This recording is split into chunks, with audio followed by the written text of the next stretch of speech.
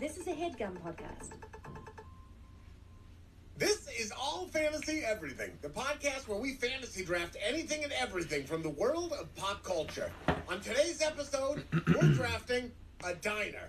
Our guest today is stand-up comedian and host of the podcast Dumb People Town and Pen Pals. You wanted him. You got him. We're so happy he's here. The very funny Daniel Van Kirk. Hello. I'm your host, Ian Carmel. And as always, I'm joined by friends and comedians Sean Jordan and David Borey. Let's get into it.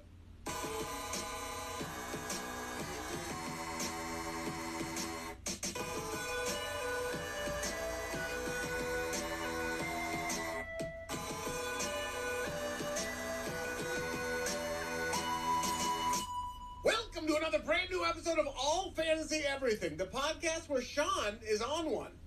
What happened? He's Sean one. I was looking up. Okay, I realized because this happened Dan, last you can episode. talk whenever. You can talk whenever. Great. I just want to hear this explanation. Yep. So last episode, sometimes we don't mention that there's the cold open before, like what you just did. Sure. And sometimes when you say the guest name, they'll say something, and then we just steamroll it. And so I pulled out my phone. I was like, if Dan sees me looking at my phone, clearly he won't say anything because I'm looking at my phone. And then he did, and my finger went up like a prick, and I apologized. My finger went up like a prick. I did. I gave him the finger. But he was also looking at his phone, so it was very like... Wow. I did. Could you imagine if I lived my life taking my cues off of whether or not you seemed interested? No. I wouldn't do anything. I've been interested every second I've been around you. You're interesting. So Same. please. I apologize for the finger. I do. He should have given you the heads up. And more specifically, Sean should have given you the heads up. So once again, this is on Sean Jordan. No, I blew it. Yeah, I blew it, man. It's all on me. Well, technically, I do the intro. David's the face and the money man. And Sean Jordan's supposed to give people instructions. I'm the tech. That's all right. That's it, man. Yeah. You're the Leonardo. Right? Yeah. I can't remember. And the wheelman. And the wheelman. And the wheelman. That's another great draft that you guys have probably done. Oh, we haven't done wheel. No, where you draft your heist crew. Heist crew? Yes. We have done that. You had to. We did forever ago. It was like one of those, we figured out the topic like an hour before the draft, I think. And that's one that I'd like about a day for. We could get that one back. I wouldn't mind getting that one back. There's a bunch that I would love to run back, guys. We might have to do the reboot soon. Yeah. I think the reboots are fun ideas, man. Or like the continues. I say we go all the way back to number 1 and we just restart the whole Because thing. it would be really fun. Because two things would happen. It would be really fun to hear you guys do some topics again. Because A, it'd be interesting to see ways in which your views have changed. Where you're like, I no longer want that person, or I no longer want that thing. And B, even if your views haven't changed, everyone in your crew knows what you want. Yes. Yeah. So if you haven't changed, you're like, you fucking know that I was going to draft Stand By Me in that fucking movie draft. Well, these two will jump down your fucking throat if you start doing that. I picked Lil Boozy one time in the Lils, and David flipped out. And What's that's one because Lil Boosie song? I knew this is the way we live. No. He's so on you that took song. it disingenuously. That's not even his song. I took weed, the smell of weed, and they got mad at me because I don't smoke weed, but we were drafting smells, and I love the smell of weed. Psycho killer. He's a fucking psycho killer. You shouldn't be able to draft something you don't believe in. We're not the Chicago I Bears. believe in weed. I cannot smoke. I just can't do it. I believe in it. But you don't believe in Lil Boozy. I like Lil Boozy a little bit. What's his real name? David, that's a lie, dude. That's David, bullshit. if I answer that question, it's a betrayal of every ounce of trust we've ever put in each other. You and I don't want to do that. Sean, Hey, you and Boosie. do you think your team is going to flourish when they know after you drafted them you don't believe in them? Yeah. I believe in that's them. garbage, man. That's garbage. And now this guy's like, I didn't even want to play in Detroit. Right. They know you're going for that draft pick, man. Yeah. The next round. You know what I mean? Yeah. They know you're tanking. I think early on I stopped going for, I think we all did stop going for what you think the others are going to pick. Sometimes there's a crossover and we all want Goodfellas. Well, if we both want it. Sure. Yeah. When we were all high plays, did you guys do 90s movies? Yeah. Yeah, because we talked about it in the green room the night before. Because here's the thing. You guys, I don't know if you know this. Ian, I don't know if you remember this. We were both having a lot of fun when we had this conversation. It was a great time. Both of us. I barely remember. Because I was so excited to tell you. So I do a weekend every year with all the guys I grew up. There's 16 of us. We still get together once a year at my family's little shack of a cabin in Wisconsin. And so we always would get together and do our fantasy, our actual NFL fantasy draft. But because of kids and schedules and everything, we now kind of do it in July, which is a little too early to do your fantasy draft. So this past year, out of my love for you guys and your show, I told these guys, I go, we're going to draft 90s movies. And imagine doing this with 15 people who have no idea what you're talking about. Holy shit, that would be fun. So we drafted it. We drafted 90s movies, and then I took a picture of the board with you couldn't see who drafted what, and then I put it out to social media for them to vote on who won. I got Goodfellas in, like, the 9th pick in the first round. That's ridiculous. I know. I had ridiculous. I had like genre tops for like everything that I picked. I ended up winning in a landslide. But it was. And I told you they about were picking like Drop Dead Fred. Well, I saw it and it was special to me, and you're like, dude. Goodfellas anywhere out of the top 3 is insane. Do you remember what went like 1, 2, 3? Dude, 1-1. I want to say Jurassic Park, but there's I was no literally thinking that makes sense. It's good, but like I don't like we're adults now. I mean, it's a great movie. Whoa, dude, you were talking. Why? You love Jurassic Park. I picked it. You love dinosaurs. I fucking love it. But I'm just saying, we're doing all the 90 movies. We're adults now. It's great. I think I picked Casino over Goodfellas, and that was like my big move of the draft was Casino over Goodfellas. Yeah, Casino. Wow, you're wrong. You're wrong about that. I don't know, man. The older I get, honestly, because Casino, and we've done this. Goodfellas for me, it falls off about 5/8 of about 7/8 of the way through. Yeah. Okay. And Casino for me, the whole thing. You don't feel like Casino drags in the middle? I love Casino. That's wild. Casino's so long. Yeah, the movie's 6 years. Oh, I love every second of it, dude. Every time. Sharon Stone, it's crazy because Sharon Stone and Lorraine Bracco, you're like, man, who's better, you know? And you can't really, it's like trying to pick your favorite Stone. But Pesci's better in Goodfellas. He is better in Goodfellas. I have it for you. I found it. Yes. Okay, let's hear it. Round 1, first pick. I think it was 10, maybe 11 picks. Some guys couldn't make it. First, 1-1, Pulp Fiction. Okay. I mean, I understand it, but not at all. Yeah. Then Forrest Gump. Yeah, I get it. Oh, okay. Then, this is a horrible third pick. Great movie, horrible draft pick. Schindler's List. Insane. Insanity. That was a wild move. Then this is where everything gets bad. Decent movies, everything gets bad, and I'll just run you through the first round. Sure. Then The Rock.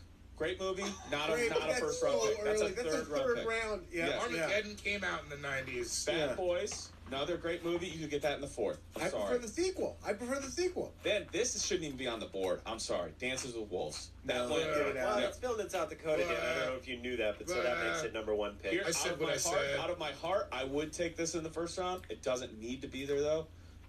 Dazed and Confused. Not a first rounder. But I could see love. I could see love. Somebody doing that. You gotta see the board though. There are topics that are loved. You gotta draft that link later, you know. Right. And then I like it. I see what you're That's doing. good. That is good. He took his hat off. I actually picked that first. And then Goodfellas, that was me. Then Office Space, horrible first round pick. And then the worst. I love my friend Dirk so much, but The Professional, he rounded out the first round. Bro, I know. If I ever meet Dirk, I'll say this to his face. Dirk wanted you guys to look at him like he was cool. If we were taking how we felt about these movies when we were 16 in the 90s, or whatever. That's interesting. Sure. Leon was up there, because that and like your Boondock Saints, you know what I mean? There then it would have been Can't Hardly Wait would have been my first those pick, are all movies that your neighbor showed you, your older neighbor. Can I tell you mine? Yes. I'll just tell you what I walked out with. I was about to ask. First round, Goodfellas. Yes. Second round, Terminator 2. That's a first round pick. Fucking massive. That's a top 5 pick. That movie changed the game. That's a first pick. Then, in ours, the way it worked was, and maybe you guys did this too, you had to draft, you had a miscellaneous, you had a drama, you had a comedy, you had a children's movie, and then we didn't do that, but I like that. Okay. Yeah, that's a so then, so it was good. I had Goodfellas. That was my drama. My action was Terminator 2. Then I went miscellaneous and grabbed Scream. Come on, that's top of genre 90s horror movie. Third round.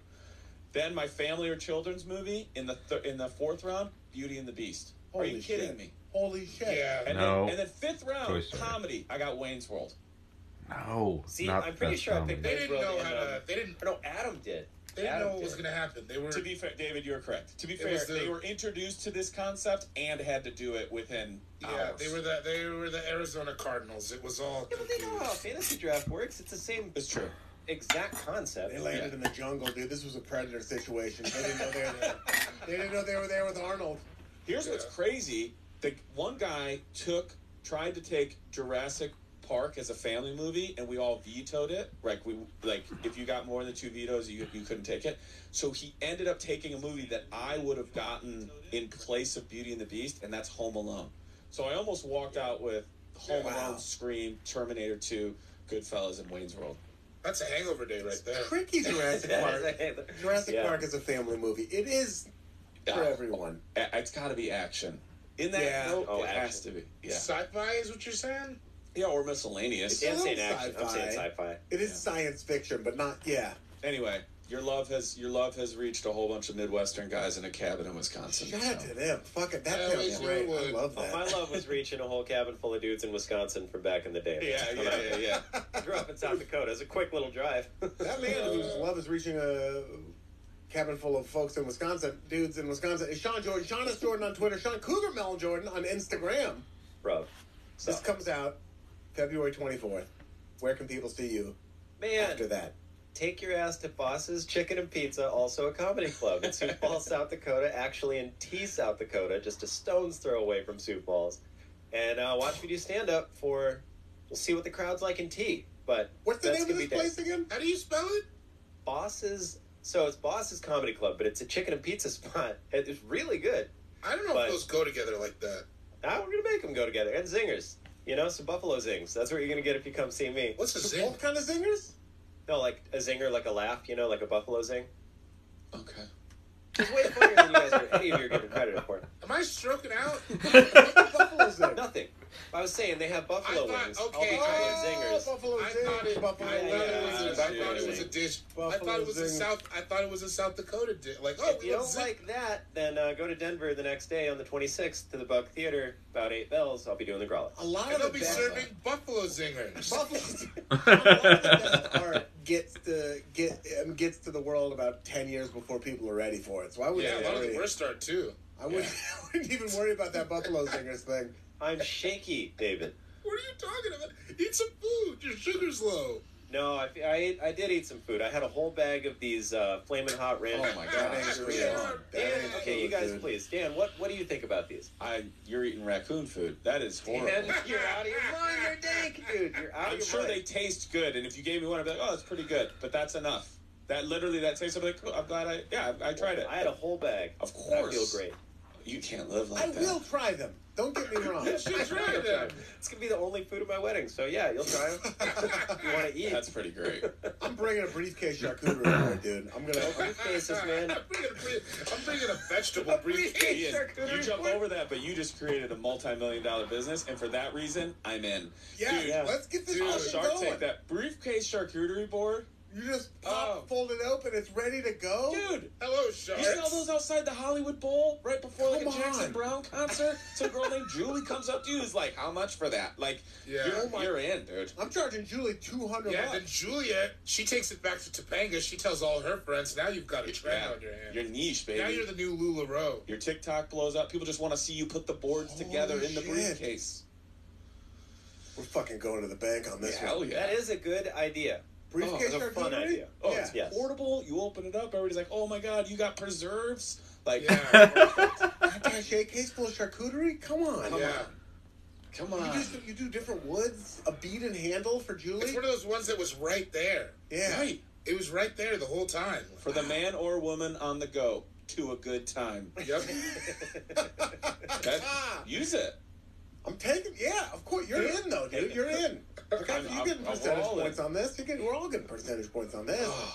This is the Malibu house. It really would. The funny thing is you know that if you sold those to the Oaks, which is a great little place for listeners on Bronson and Franklin, those would sell out every week. Yeah, those would sell out every week at that little general sandwich shop coffee store. You should take them to Williams-Sonoma. Billy Sonoma? Billy You Sonoma. said sandwich shop coffee store. Yeah. Yeah, I've never heard it called a coffee store before. You said pizza and waffle spot. It's usually the other way around. Sandwich store coffee shop. Dude, I'm just freewheeling here, dude. This is Papa Dome. This is a I free like range podcast where we love it. that's how you get the fucking good marbling. Mm-hmm. Yeah. David Voorhees here. Cool Guy Joe 7 on Instagram, not on Twitter. Not on Twitter. Sorry. You motherfuckers. You fools. You pieces of shit. Yeah, David saw a swear word on there. Where can people see you post February 24th? February 26th, come see me at the Trinidad. something lounge in Trinidad. I don't know the name of the venue. It's in The Trinidad. Lyricist Lounge? It's the Lyricist Lounge. Yeah. I will be with Wordsworth, Mos Def, the rest of the crew, cutting up. Yeah, but yeah, come to Trinidad, and then I obviously have my dates up, and I'm not like stalling to pull my dates up so I can tell them. No, you wouldn't do that. Because that would be ass. Also, March 17th through 19th, the Laugh Shop, Calgary, Alberta. April 7th through 9th, the Grove Comedy Club, Lowell, Arkansas. June 10th and 11th, Riot Comedy Club, Houston, Texas. July 12th through 16th, Rumors Comedy Club, Winnipeg, Manitoba. Also Michigan. We'll get those dates out soon. My Manitoba. My Manitoba. My Manitoba. Daniel Van Kirk is here. Yes, Yes. my friend. And that's Daniel Van Kirk on Twitter and Daniel Van Kirk on Instagram as well. It is. You've got two wonderful podcasts, Dumb People Town and Pen Pals. Why don't you tell our friends about those podcasts? Dumb People Town, it's 3 dumb news stories, and we have a comedic guest join us to just make fun of those. That's it. It's light, easy, simple, fun, delicious, yellow, different. That's the kind of beautiful, simple idea that New brings up idea.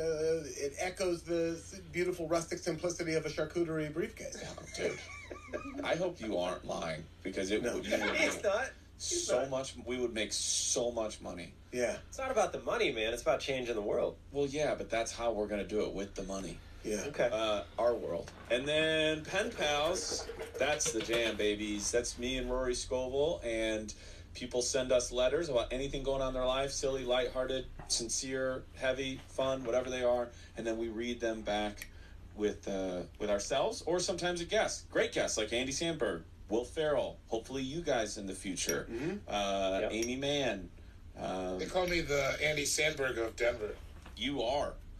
I've been saying it for years. So yeah, all that stuff, those drop every single Wednesday. You can watch them on YouTube on Fridays at youtube.com/Daniel Van Kirk Comedy. And then we do the Patreon as well, where you can hear follow-up letters.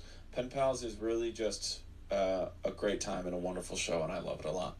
As far as dates, can I tell you those? Mm-hmm. The only thing I'll just say is my tour is starting back up. So on the 2nd of March, I will be in Portland, Oregon, and then I will be in... Now wait a minute. Now wait, go into that. Now you go guys into know that area? I'll also be in Portland, Oregon on the 2nd of March. Come. You bet your sweet little nuts I'll be at that show. I can. Is that a weekend date? Sweet little nuts. That is Wednesday. Oh, I'll be I at the can't Siren Theater. I know I was supposed to do it. I was supposed to do it on Friday, and they had a scheduling like, oh, we can't do Friday. Motherfuckers. So Turns out it's Ash Wednesday too. Man, so I'll be there with a cross on my forehead. Perfect. Yeah, he loves Catholicism. So I'll be up there at Pacific Northwest. I think I'm doing like Seattle, Portland, Bellingham, and trying to fill in like a Spokane date. I just don't know Spokane. where to do a show there. Maybe a Walla Walla, Washington? Yeah, is that a spot? I will take any recommendation. I'll go over to Bend. I don't care if you guys know. Maybe Ben's got a Eugene. dank spot. Well, whatever. This is all off-air stuff. Yeah, everything is at danielvankirk.com, but I really hope you check out Pen Pals. We've got some listeners in the Portland, Oregon metro area, so make sure you go check out Dan Van Kirk at the Siren Theater. We got a couple. March 2nd, nestled right in between my father and my mother's birthdays. The first and the third. If you want to get Sue Carmel a gift while you're there, I'm not gonna discourage it. I'm gonna get her a briefcase. Last time I was there, she got me a gift. That's right. She brought you a sandwich, right? It was the best tuna sandwich I've had in 2 years. Well, let's lay off 3 maybe. any other food items. Yeah, Sorry. Next, Fuck. you know. I'm sorry. No, it's all right. It's all right. My name is Ian Carmel, at Ian Carmel on Twitter, at Ian Carmel on Instagram, at Ian Carmel on the Jewish TikTok. I've never done Jewish TikTok before. Jewish TikTok. You can find me there on JTalk Well, you're not going to start playing basketball if you live with Michael Jordan, you know? My fiance is huge on TikTok. I watched her last TikTok. Yeah. I was like, that would take me a year of schooling to learn how to do what she did. I'd have to learn. Like editing-wise? Yes. It was crazy. It was the one where she slipped and, like, fell into bed. I was just like, what the fuck? What's her handle? I want to follow. I love TikTok. Dana TikTok Schwartz. is small TV. What is it? Dana Schwartz. I don't know how many Z's she spells it with, but TikTok is small TV. She does like lots of fun history facts and stuff like that. I'm 100% in. Yeah. 100% in. I learned from one of Dana's TikToks that carrots are not good for your eyes. It's a myth. Right. Really? Yeah. They're not bad for your eyes. I love spinach doesn't have that much iron in it either. There was like a misprint in a study in like the 1920s, and then it just turned into this whole thing that like spinach is full of iron. It's not. I just saw a TikTok that taught me that there's no wolf pack leader. That's a lie. Really? There's no alpha? There's no alpha? There's no alpha. So it's really just comes down, they're families. They're families. That's what wolf packs are families. And so usually like the oldest member of the family is the leader. The guy in the like 50s or 60s who put out this idea that there was an alpha spent the rest of his career trying to correct it, and no one will listen to him because he studied wolves that had been in captivity, and they live completely differently than family wolves because they weren't a family, so they had to pick an alpha. So there is, that whole thing is a lie. That's amazing. TikTok, baby. Yeah, it is. Fucking TikTok. What kind of a hell would that be? Just like the rest of your life is like, I know what I said. Right. The guy who did Flipper, the guy who created Flipper spent the rest of his life trying to get people to not like do organized like swim with dolphins in captivity stuff. He like created this thing, and it became this whole industry and all these island communities and countries and cities where people swim with dolphins, and he spent the rest of his life trying to get people to stop doing it because he's like, they know they're in captivity, that they are completely cognitive. They're doing nice things because they want you to feed them. Like it's all, they're literally just like Reek from Game of Thrones. That's all dolphins are if they're in captivity swimming with you in Hawaii. It's so sad when you know that. He spent the rest of his life trying to, yeah. I'm not shutting my business down, but that is so sad.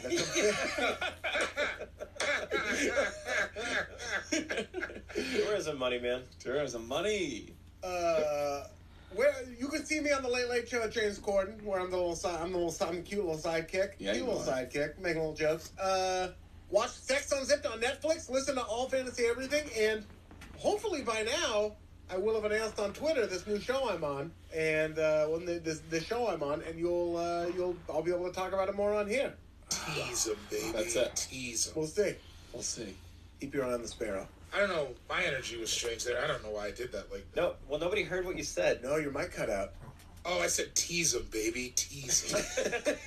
That is a weird thing to put out and not get anything back. Yeah, I saw your lips and I was like, he said something sexy, but I don't know what he said. Well, you held up a finger to him, which I thought was very rude. Yeah, that's what I hated about it. David, put this in your mouth. Hey, I got something right here, buddy. I'm bringing back double birds. Yeah?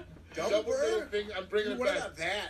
What about the thumb out? Everything sucks. Can't get fucked. What about the barely a finger? Yeah, when you put it This thing. up. Oh, Yeah.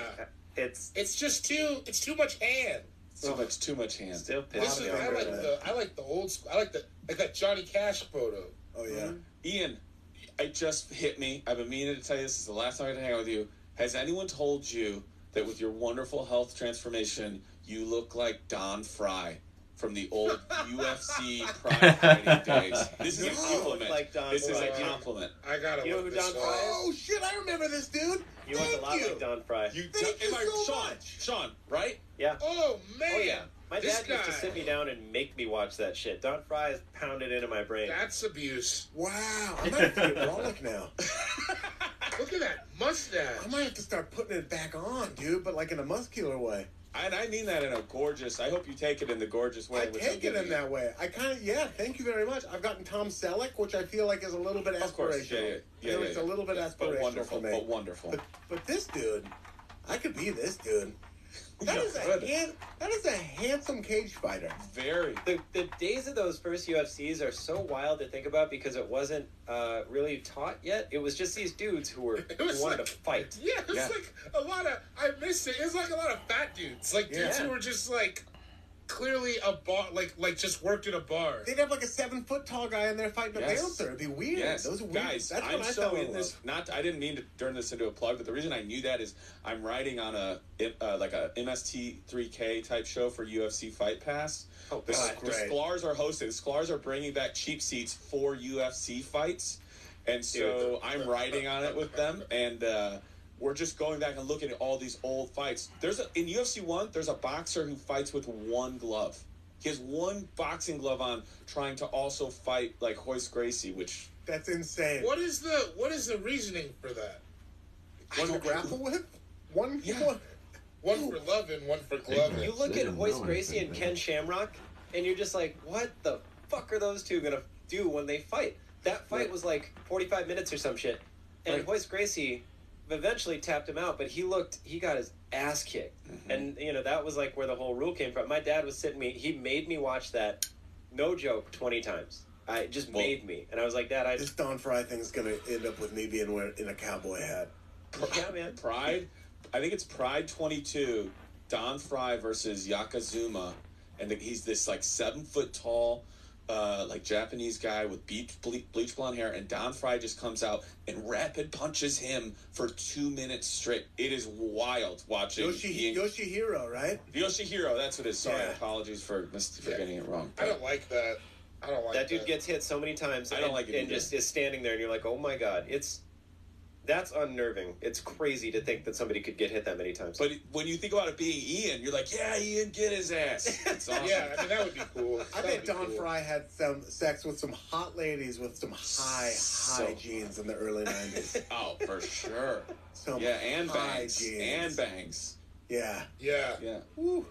Don Fry likes a mirror in the room when he has that stuff. Sorry to sidetrack us, but it hit me finally. The only thing higher than the jeans was the percent of pure cocaine. We always talk about this. He's a picture of Don Fry wearing a shirt that says "Terrorists suck," and it's good to know where he stands on terrorism. He's the Toby Keith of Pride and UFC fighting, because that fight that he had with what was his name, Yoshihiro? I'm sorry, I'm probably saying it wrong again. Anyway, that fight that he had was like 8 months after 9/11, and so he's draped in the flag in everything he does, while also wearing a shirt that says Pain Incorporated, which I'm not an LLC. If you're dealing in pain, you don't want to be personally liable for any lawsuits. Of course.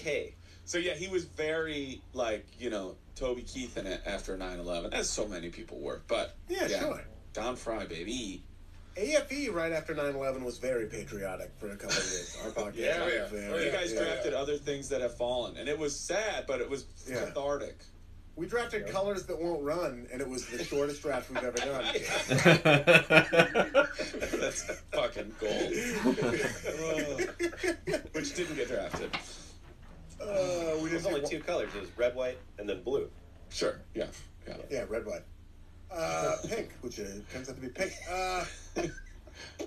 Well, heck, we could talk about putting a boot in someone's ass all day, but we are here to fantasy draft a wonderful fucking idea that Dan Van Kirk came up with. A diner. Yeah. Now, break down how we're going to be drafting this diner for us, Daniel. Run it. So you get 2 entrees, 1 dessert, 1 aesthetic, so just something you love in a diner, an experience, a thing you see that isn't related to the food you're eating, and then a miscellaneous. So if you want to go another dessert, you want to go another entree, you want to go a side dish, you want to go another aesthetic, you want to go a personal memory from your own life, if you think that that'll play. But just, unlike the Lils, it's got to, whatever you draft, you should like it. Like, I have some things on my list that if you guys clean me out, like, I could draft it because I know it's good, but I don't eat that. I don't love it, so it's at the very bottom. We won't even get that. I won't draft that. This is going to be very meaningful. No, it's going to be personal. Yeah. Dan, all this Dan Severn talk, I noticed you snuck a jab in there because we're talking about UFC and everything. I like Lil Boozy. I noticed you snuck a little jab in there. I like him. I like the smell of weed. I'm sure you do. So I will back you. Here's the deal. I do like the smell of like an old-fashioned pipe, and I would never smoke one. But I do love that smell for some reason. Yeah. So If I make it to my 70s, knock on wood, I will incorporate a pipe into my existence at that point. Oh, yeah. You should do after 77 for sure. Like, do heroin again. Like, yeah. Oh, yeah. Clear it out. I'm going to do weird shit. I'm going to do Novocaine. Yeah. Yeah. Just like wild. Yeah, a pipe, you've earned it. If you make it to 70s, because if you go, first of all, it's not going to take you out in 5 years. And even if it did, and you started at 70, no one's at that funeral going, so young. Nobody's saying that. No. They're saying, you know what? He lived his life, and even did you hang out with the last few years? He was really doing all the things he didn't want to risk as he was younger. What a way to do it. Yeah, he was smoking Novocaine out of a pipe. Yeah. Smoked it to the filter of the He pipe. was going nuts. David stabbed me once just because he said he wanted to see how it felt for him. Yeah, because I was old. You were old. He thought he couldn't get a boner anymore. He was wrong. How old can you get a boner legally? He got one last one. Man, we're all gonna have a last boner at some point. Oh, Pretty much. don't say that. You've had yours, Sean. Sean's getting a vasectomy. He's had his last boner. You can still get boners. Stop. You You can get a boner. No, TikTok says you can't. I saw TikTok says you can't. That's it. For boners. No, you didn't. You can get boners. That's curtain. You're gonna be pushing You're gonna be putting toothpaste back in the tube anytime you try to have sex, dude. Pushing rope. Well, my thumb can get a boner, so.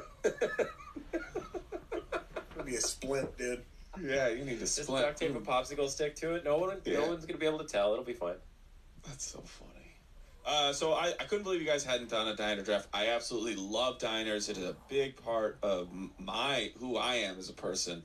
So yeah, I'm ready whenever you guys are. My most interesting thing, what I can't wait for, is the aesthetics. Like, what is the somebody takes away from being? Depending on when I go, it's gonna be wild. True. That's another point. Who are you with? What time of day are you going? What type of diner are you thinking of? Yeah. Fuck. Okay. Oh man. All right. Let's get into it because I'm fucking amped for this one. Extremely amped. Me too. The way we determine the order of the draft is a rollicking game of rock paper scissors played between the three of you, and we throw on shoot. Here we go. Rock paper scissors shoot. Ooh. All right. Variety pack. Here we go again. Rock paper scissors shoot. David wins. He's the odd man out. He throws the scissors against two rock. He's the unique shape. David Borey, as the winner of rock, paper, scissors, it is incumbent upon you to determine the order of today's draft. Before you do that, I will remind you it is a serpentine draft. And what is that? Great question. Say you go to a diner, you get one of those big-ass menus where it's like, this should definitely be 3, like, folded pages, but it's one giant, huge laminated piece of paper. You're just going to keep giving away picks? Mm-hmm.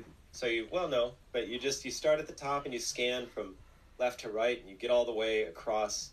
Like, I don't know what I want. Fuck, I need a little more time. And then you go down and you scan from right to left. Mm-hmm. It's like, well, there's so many things, so many different areas of the world I could go to. Mm-hmm. You go down, you go from left to right, and you're not sold. And then you go down, right to left. Keep going. And then they come back and you just order what you knew you were going to order the whole time. So it's like that. Ah, yes, right to left reading. Basically, what it means is if you pick fourth in the first round, you pick first in the second round. It's a serpentine draft. With that in mind, David, what will the order of today's draft be? I gotta go first. Yeah. Fuck. I'm gonna put Sean second. Okay. Then Kurt third.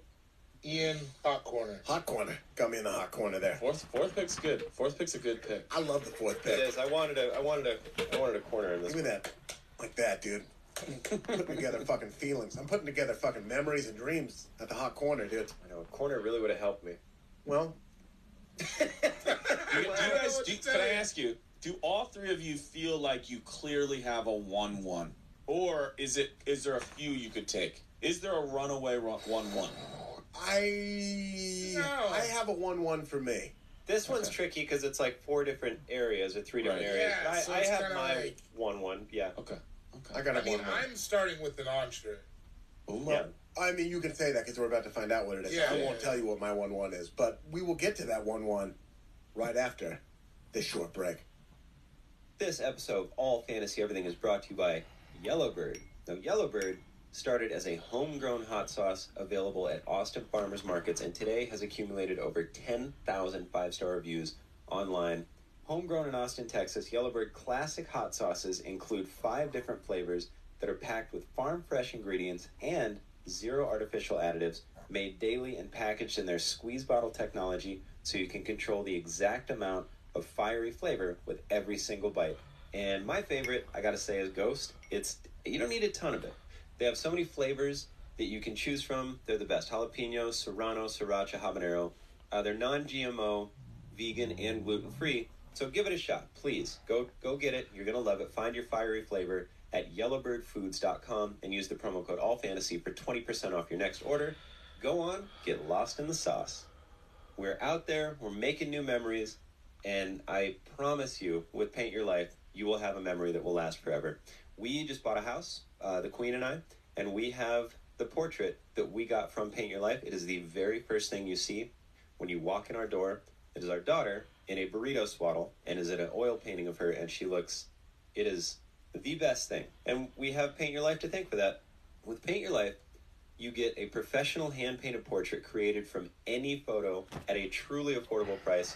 You can combine photos into one painting, whatever you want to do. You choose from a team of world-class artists and then work with them until every single detail is perfect. They'll email you back and forth. They'll send you, updates of like, this is what we were thinking. What did you want to change? And it's extremely quick. Ours got there, seriously, in under 2 weeks. It's meaningful. It's personal. It can be funny. It can be very serious. It can be emotional. Whatever you're feeling, they will get it done for you. At paintyourlife.com, there is no risk. If you don't love the final painting, your money is refunded, guaranteed. And right now, as a limited time offer, get 20% off your painting. That is right, 20% off and free shipping. To get the special offer, text the word fantasy to 64,000. Again, that's fantasy to 64,000. Text fantasy to 64,000. Paint Your Life. Celebrate the moments that matter most. Terms apply. Available at paintyourlife.com/terms. Again, text fantasy to 64,000. Yeah, we're back. Welcome back to All Fantasy Everything, the only podcast that has ever existed, except, of course, for Dumb People Town and Pen Pals. But that's it. Those are the only 3 podcasts. That's it. Those are your options. You want to listen to something on a road trip? It's the entire body of music ever recorded and put on, made available in those 3 podcasts. That's what you got. Or you can listen to those fucking tires slapping against the road. Yeah, you can listen to Turn the Page a bunch. That's what I listen to. Yeah. Oh, yeah? With Bob Seger or Metallica? Metallica, obviously. I heard Turn the Page twice now on a long and lonesome highway east of Omaha. I've heard it twice. Really? Right there. Did you put it on? Coming back from Penguins both times. Did you hear the engine droning out as one lone song? Heard the whole song, man. Did it happen to come on, or did you put it on? It happened to come on 2 different times. 2 different times. I bet those... Go on, Daniel. The part about that song that always gets me is when he very vulnerably says that it bothers him when people say, is that a woman or a man? Yeah, you're Bob Seger. Yeah. And I'm like, first of all, fuck them. Don't let them gender assign your ass. You just be you. Don't fuck these people wondering that about yourself, Bob Seger. Also, I mean, Seger... Nobody was wondering. Nobody's really thought that about Bob Seger. He thinks so. Nobody was We don't know. Hey, everybody has their own insecurities. Yep. Yeah? You never know. You know what you do when somebody throws that mumbo-jumbo at you? I'm sorry to throw that word around. You hit them with your night moves? You turn the page. There we go. Night Moves is the best Bob Seger song, though. Ooh, bro. Come on. It is. Hollywood Nights. I love night moves too, man. I love night moves. Listen, they're all good, but Night Moves to me... Still the one? We're still having fun. Dude, we got Tonight? Old time rock and roll? Well, you got Tonight. You've been to a wedding where you didn't hear old time rock and roll. Can I throw 3 words at you? Yeah. Ramblin', gambling, and man. Now that's a fucking cut. Yeah. I'm saying Night Moves is the best one. I'm not saying these aren't cuts. Night Moves is the best one. Depends on where you're at. Yeah. Yeah, all right. I mean, if I'm like in I'm the driving day? around with a gun with 1 bullet in it, then turn the page. Yeah, but if I'm just existing, Is that where you're at sometimes? not a lot. Not a lot. Not enough to talk about it. Yeah. Yeah. I'm fine. Yeah. Not now, so, like, why? Let's not get into it. Yeah. I don't know if I got a gun next to me or not. I don't know that. I don't want to know. I got eyes on you 24/7, brother.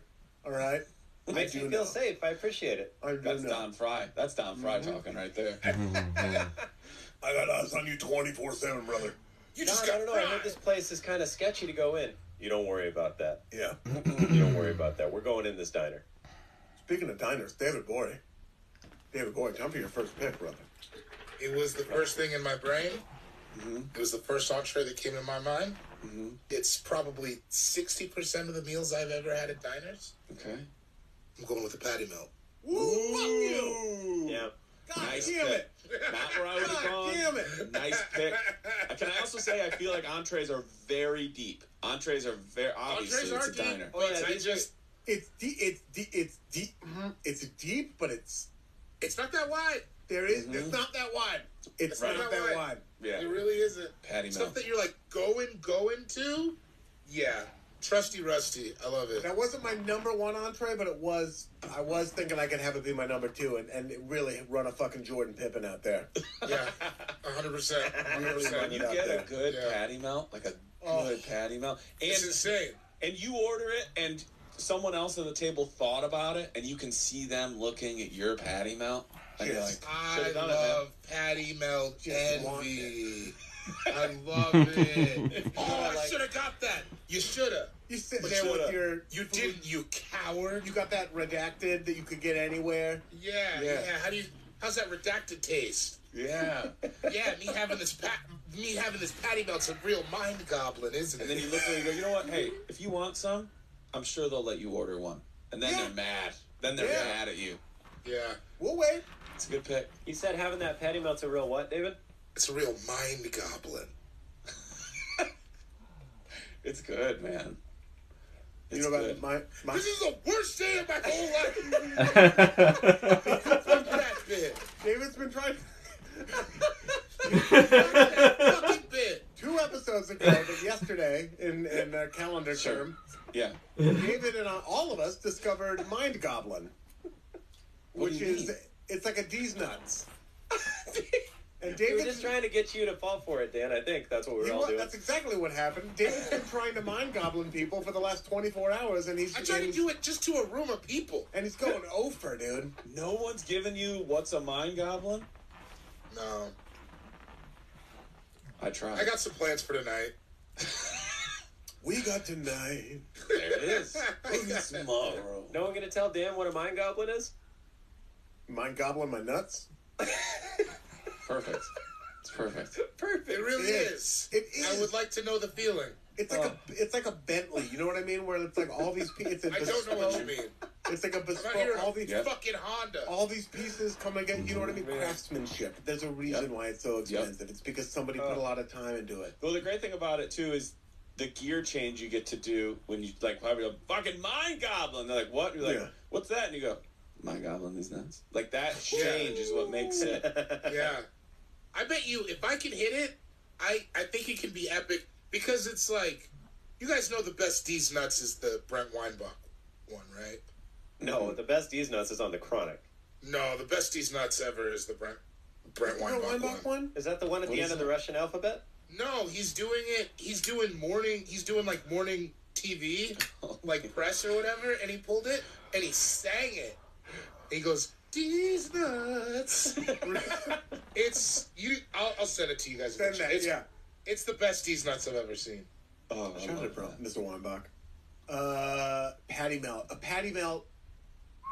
You know who does a good patty melt is Castles here in Los Angeles. Never Oh been. yeah, Castles does a good burger. Castles in K-Town, dude. You gotta go. Yeah. A patty melt where like you take a bite and then you realize that I guess I just won't use a napkin until I'm absolutely You're done. done. Oh. Yep. You know, where you're like, there's no point in wiping my hands off in between each bite. Right. That cheese, it's got that cheese on the side that's like kind of hard. It's been fried, like the cheese is like fried in its own juices, like on the sides, Mhm. but it's melty on the inside, but it's crunchy on the outside like that. Because the thing is, I want the integrity of the bread. That's Yes. nothing wrong with the other main beef-based sandwich. Sure. I like that. I like that crunchy bread. What all? Pardon my ignorance here. What's all on a patty melt? Well, Swiss I mean, cheese. It's traditionally Swiss and grilled onions, right? Mhm. Is what makes it. and then a melt. patty, and then Yeah. on your bread. But Yeah. also, you know what I mean? Like, paint with all the Yeah, colors just of the do what wind. you want. Yeah. But like traditionally, it's going to be like a patty and some cheese. I would get no onions, but that's So yeah, it's like usually a pressed patty. I feel Yeah. like. yeah. Yeah. Like a smash burger situation. Mm-hmm. You can find yourself with a Thousand Island sometimes on there. You can there's a lot of different stuff that ends up. There's a lot of moves. Sourdough usually shows up. Sourdough, yeah. Ooh. Fuck, I'm hungry. Oh man, I'm gonna have one this week.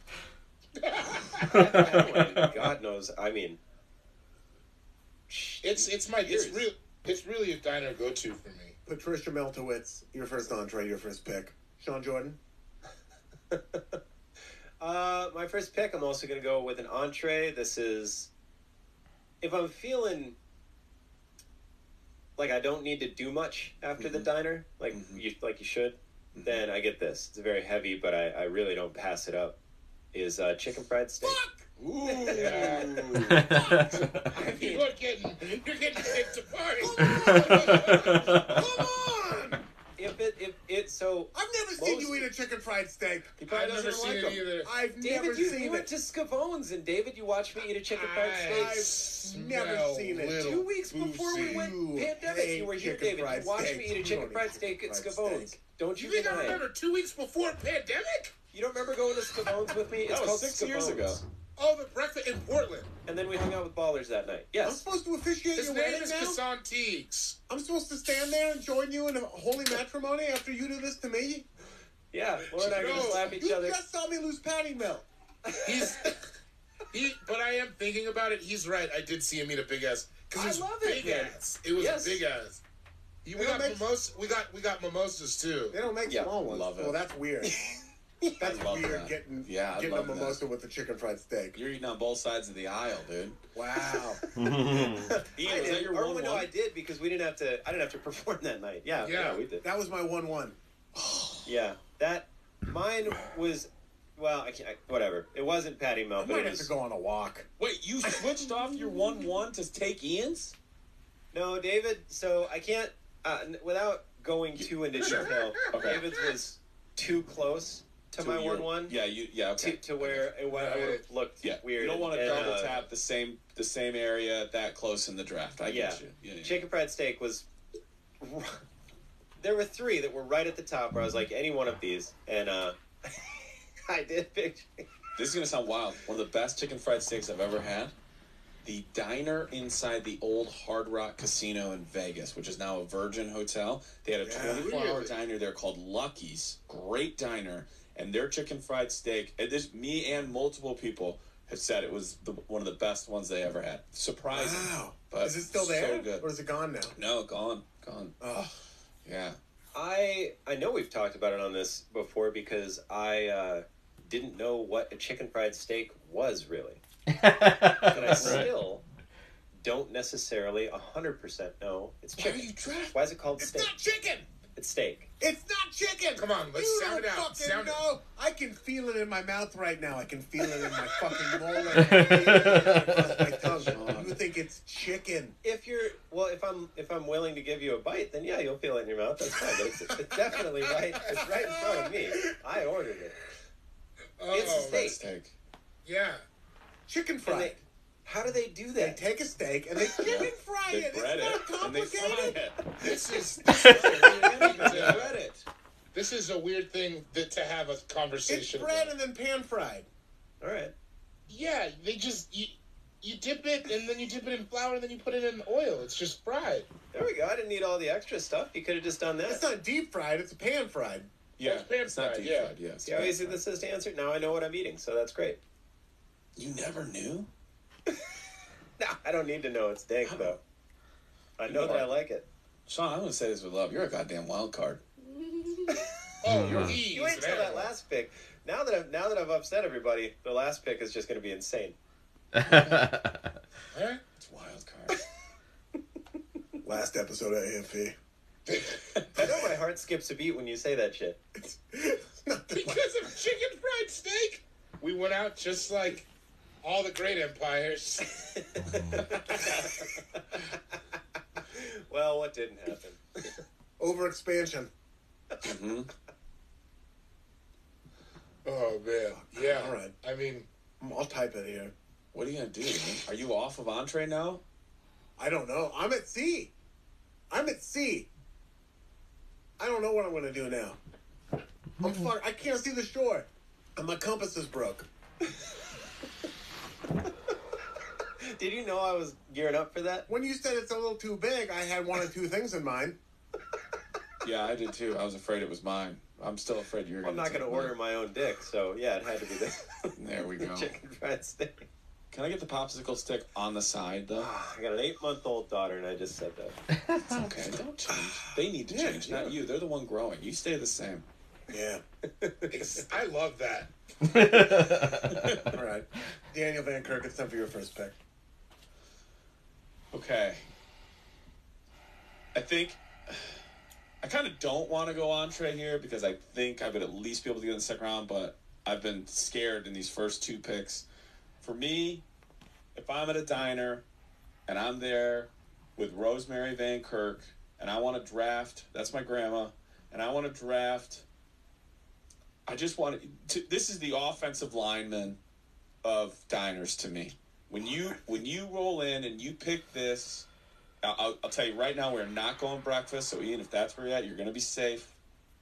You roll in, if you're hungover, if you're not going to eat for a while, if you're on a road trip, if you're lonely, if you miss your family, if you miss a good meal, I just think you cannot go wrong. And as I probably ordered this outside of breakfast more than any other thing, especially when I want to feel good, I'm going hot open-faced turkey sandwich. Ooh, the Kentucky Hot Brown. That is my diner. You give me that white bread. You give me the mashed potatoes and the brown gravy with some turkey just right on top. There might be a little side of fruit. There might be a little bit of green beans with it as well. And you're just fork and knifing that, and you're just talking to somebody about things you wish you had done different. Any time of day or night. Wow. I love an open-faced turkey sandwich. That's a very good pick. Yeah. That's a diner, man. And you know the plate. The plate has the little brown line swirls designs on the edges of it when they put it down. And the person who hands it to you, they give you a smile because they know you needed this. You could have gone so many other things we don't need to say. Maybe we will throughout the course of this. But you were like, you know what? Give me I need a food hug. And I'm going open-faced turkey sandwich. You're not trying to work out. It feels maternal. Yes. Mm-hmm. Yeah. It is. There's not a lot of technique to it, which means it has to be good. It has to be good. For it to be any good, exactly. it all has to be there. And some reason the turkey is always somewhere in between deli and carved. It's not full carved. Yeah, exactly. But it's not. We're not talking slices. We're not running a machine back there. No. I feel like the gravy it tastes is where like a sandwich you make with leftover turkey. Yeah, the whole time. No, I'm just joking. Yeah, you're right. The gravy is crucial. And then sometimes you'll be like, you know what, let me get a piece of this bread with the turkey, right? And then you're like, oh, I'll have a bite of mashed potatoes. And then by the end, you're like, I want a whole bite. I want a little bread. I want a little mashed potato. I want a turkey and some of that gravy all at once. Oh, it also changes the longer it's on your plate. Because that bread starts to get like soaked through. That meat cooks in the gravy a little bit more. It's just I'm going to use the word melange here, and I'm sorry if that intimidates anyone, but it does become a melange. And then you sometimes end up with like a corner of the bread has made its way away from everything else, and you're like, I'm gonna grab that bread, just kind of wipe that around a little bit. Oh yeah, you gotta burn it clean. Oh yeah, it's just I have a tough time doing that last part now. The older I've gotten, for some reason now, it grosses me out when I do that, even though I want to do it. Really? I don't know why. Yeah, I can't explain it. It's like a weird thing I've developed where I feel I don't know. Dipping stuff.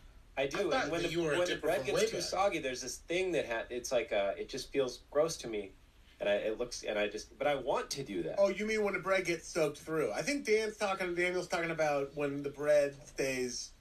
Oh, like a dry piece. When it has navigated away. Hung up, made its way to the edge, and you're like, I'm going to do a little mopping. Yeah. I'm going to clean the floor a little bit here. Old girl, she said, dry piece. No need to call the janitor. I got it. You mean a dry piece? Okay. That's a great pick. It's time for my first pick. I know where you're going. I feel like there's a blockbuster still on the board. I'm pretty sure I know where you're going. Oh, there's a lot. There's a lot of blockbusters. I'll tell you what I'm doing. I'm steering away from entrees. Oh. I'm steering away from desserts. I'm steering away from miscellaneous, and I'm going straight to aesthetic. I'm going straight to something. Oh, please don't take my aesthetic. Please don't take my aesthetic. There's 2 1-1s for me for the aesthetic, and then everything else is after that. I gotta go to my 1-1, which is my waitress. I didn't say server. Shit. And I said that on purpose. My waitress has to be old. I used all these words. Has to be a little bit surly. Damn it! Yep. I said that word last night. She needs to be a little bit mad I'm there, and then progressively throughout the whenever I'm there, morning, evening, whatever. Loves you, warms it up. Loves me by the end. Me. Yeah. Loves me. By the end. You walk in and she goes, "How many?" And you go, and you go, 17. Really? No, there's only 2 of us. Okay, just a jokester. And then she gives you the old, "You're sitting over there." Right? Doesn't it tells you, right? But by the end, she goes, "Now you promised me you're going to come back here, right?" Like by the end, you better come back here. You know her first name. You know about her no good kid. You know a lot. You know a lot. Her feet hurt. Oh, so bad. Man, I thought I was going to get that in the 4th, and now I'm like, yeah, okay, what? Joe Flacco's going to get trapped? Like, what am I talking about? Why is Joe Flacco? I don't know. Joe Flacco is going to get the That was really bizarre. No, he was a first-round pick, though, wasn't he? No, you go to a diner with your crew, and there's that one person who, like, they're probably going to be a little too much for the rest of the diner. And this waitress will go ahead and tell them to fuck off before any of you do. They'll just be like, "Hey, what's with this one?" And they'll, like, tell them to shut the fuck up. Or she just won't shine the lamp on them. You know what I mean? Yeah. Just, like, won't pay attention like their child. She warms up to everybody else. That guy, she's walking away, everybody's got a full cup of something, and except for this guy. That's a great pick. Except for this guy, so I need it. So I need that, and this runs the gamut of old lady. Maybe I'm at Cantor's, and it's an old Jewish lady who's mad I'm there. Maybe I'm in the Midwest, and it's an old, like, Iowan woman, an old Protestant who's mad I'm there. That was near the top of my list, sir. Yeah. That was near the top of my list. I thought I was a genius when I thought of that last night, too. Yeah, me too. I thought I was going to get away with it. I really thought, I was like, ooh, I'm going to hit him with the hammer. Yeah, you're in the fucking kitchen, my friend. You're in the kitchen. All right. See, now you get to double dip. I know. I love double dip. God damn it. It's good, though. It's like the best. It's the best way to do it. Mm-hmm. Where is he going now? There's things that I want in this draft that I can't pick. That I'm like, I can't. I won't. I'm not allotted as many of those as I want. Yeah. Right. It's tricky here because I do. Well, now what's she bringing you? I'm excited. It's a tricky situation. I think I might go dessert. Ooh, I think I might go dessert here, just because I feel like entree-wise, for me, my 2 big hitters are off the board. All right, my 2 things that I really wanted. So entree-wise, there's a lot of places I can go. There's a lot of places I can go. There's a lot of room. But there's one dessert I want at a diner. And you can call it a dessert, you can call it a beverage, whatever you want to call it. Ooh, baby. Milkshake. Vanilla milkshake. Yeah. With the whipped cream on top, with the metal cup next to it. I wrote it. Yeah. I can show you. I wrote in the metal tin cup. In the metal tin cup. It needs to be there, sitting right next to it. Maybe there's even some Jimmys on there. Maybe, you know what I mean? I don't know. Put some condoms on there? Some Jimmy had. Some Jimmys. So I don't want to first let me sing the praises of the vanilla milkshake. Right. Of all the milkshake flavors, strawberry's good. Halfway through a strawberry milkshake, I've heard enough. Sure. I've heard enough. Sure. Chocolate is good, but I feel like chocolate, there are better ways for me to get chocolate. If I want a chocolate sensation, there's better ways. Ladies. There's better ways for me to get it. A vanilla milkshake done right. It's perfect. And it's the perfect way to consume the vanilla flavor. There's not a better way to get it than a vanilla milkshake with a little bit of whipped cream on top. I fucking love it. So when we thought this was dinner, Laura was like, well, for the aesthetic I would pick would be the whipped cream on a milkshake. That was her, like, aesthetic for a dinner that she would want. Oh. I like that. But yeah, it's a good pick. If it makes you feel any better, those were probably my next two picks. I wish I would have told you it was dinner the whole time. I wish I wouldn't have corrected you. I was like, yeah, chicken fried steak. Yeah, you would have. I don't eat a lot of those for dinner. Sean's very first pick, he's like, you know what I'm going to go with? It's when you got two things in the oven. That's my number one. Two things in the oven, and you're wondering, did I pace this out right? Dinner would have been... I would have been on my own island for dinner. No, but I wouldn't have had anything to worry about. But I'm going, the vanilla milky shake. It's a great call. Great call. Classic, simple. It plays in your like, you know, off the highway diners. It plays in your chrome covered diners. Yes. Yeah. I also think this is a home game for the vanilla milkshake. I feel like many other desserts, not all, but many, there are other places I would rather get them. There's a possibility it could go terribly wrong. Yeah, but there's nowhere else I would rather have a milkshake than at a diner. That's great. And those are my first two picks. Daniel, time for your second pick. Well, I've got some aesthetics and I've got some miscellaneous that I think would just shoot out of this draft. I mean, people will be talking for hours about it.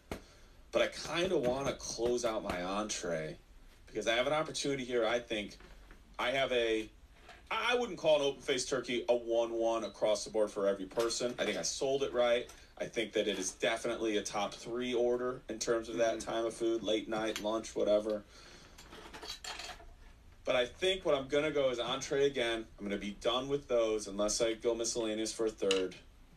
This type of food, it's breakfast, and when done right, people will go to diners for just this reason. They will tell other people about it. They will make them, you're like, no, I don't care. You're coming here because they do it all right. That's why I gotta go. Entree, I've got my dinner, lunch, I'm taking my breakfast, biscuits and gravy. Fuck you! Yeah, nice. Okay. Biscuits and gravy. It was gonna go soon. Yeah. I don't think it's coming. I didn't think it was going to make it back to me. Once chicken fried steak went, there had to be a couple picks before biscuits and gravy. Sure. I feel like. Yeah. Biscuits and gravy, when a plate... I almost opened with it. Right? I just think... It's always safe, too. I've found that I've never been like, fuck those biscuits and gravy. I've been at one of those Super 8s for the continental breakfast, and they got the biscuits and the gravy and even that's good. Yeah, it's very solid. I like it. Yeah. Oh, yeah. It's like, sure. Oh yeah. When you get a place that hits those biscuits perfect, you don't have to fight the fork with it. It just comes through, and then that gravy's got a little some thickness to it. It's not too heavy. But it's not. I don't want runny. I have run into runny before. I was like, "What are we doing here?"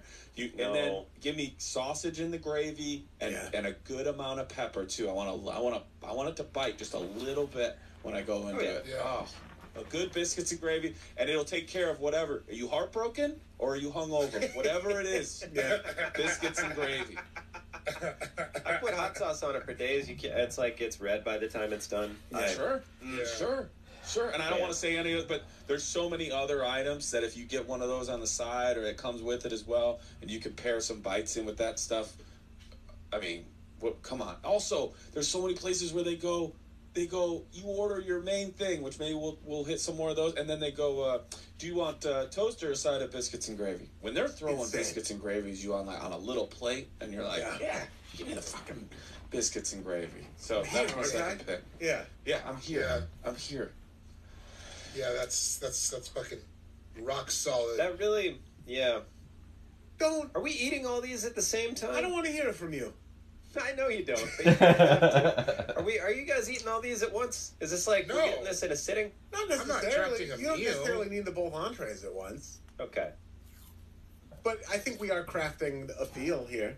Yeah, I just don't want it to be too heavy for me. But Oh, well, I mean, how heavy am I? If I'm ordering these two, I better get a free shirt when I'm done eating. Yo, if you came in and you ordered an open-faced sandwich and biscuits and gravy, you own the diner now. Ian's waitress would look at me. She would look at me and go, "You okay, hon?"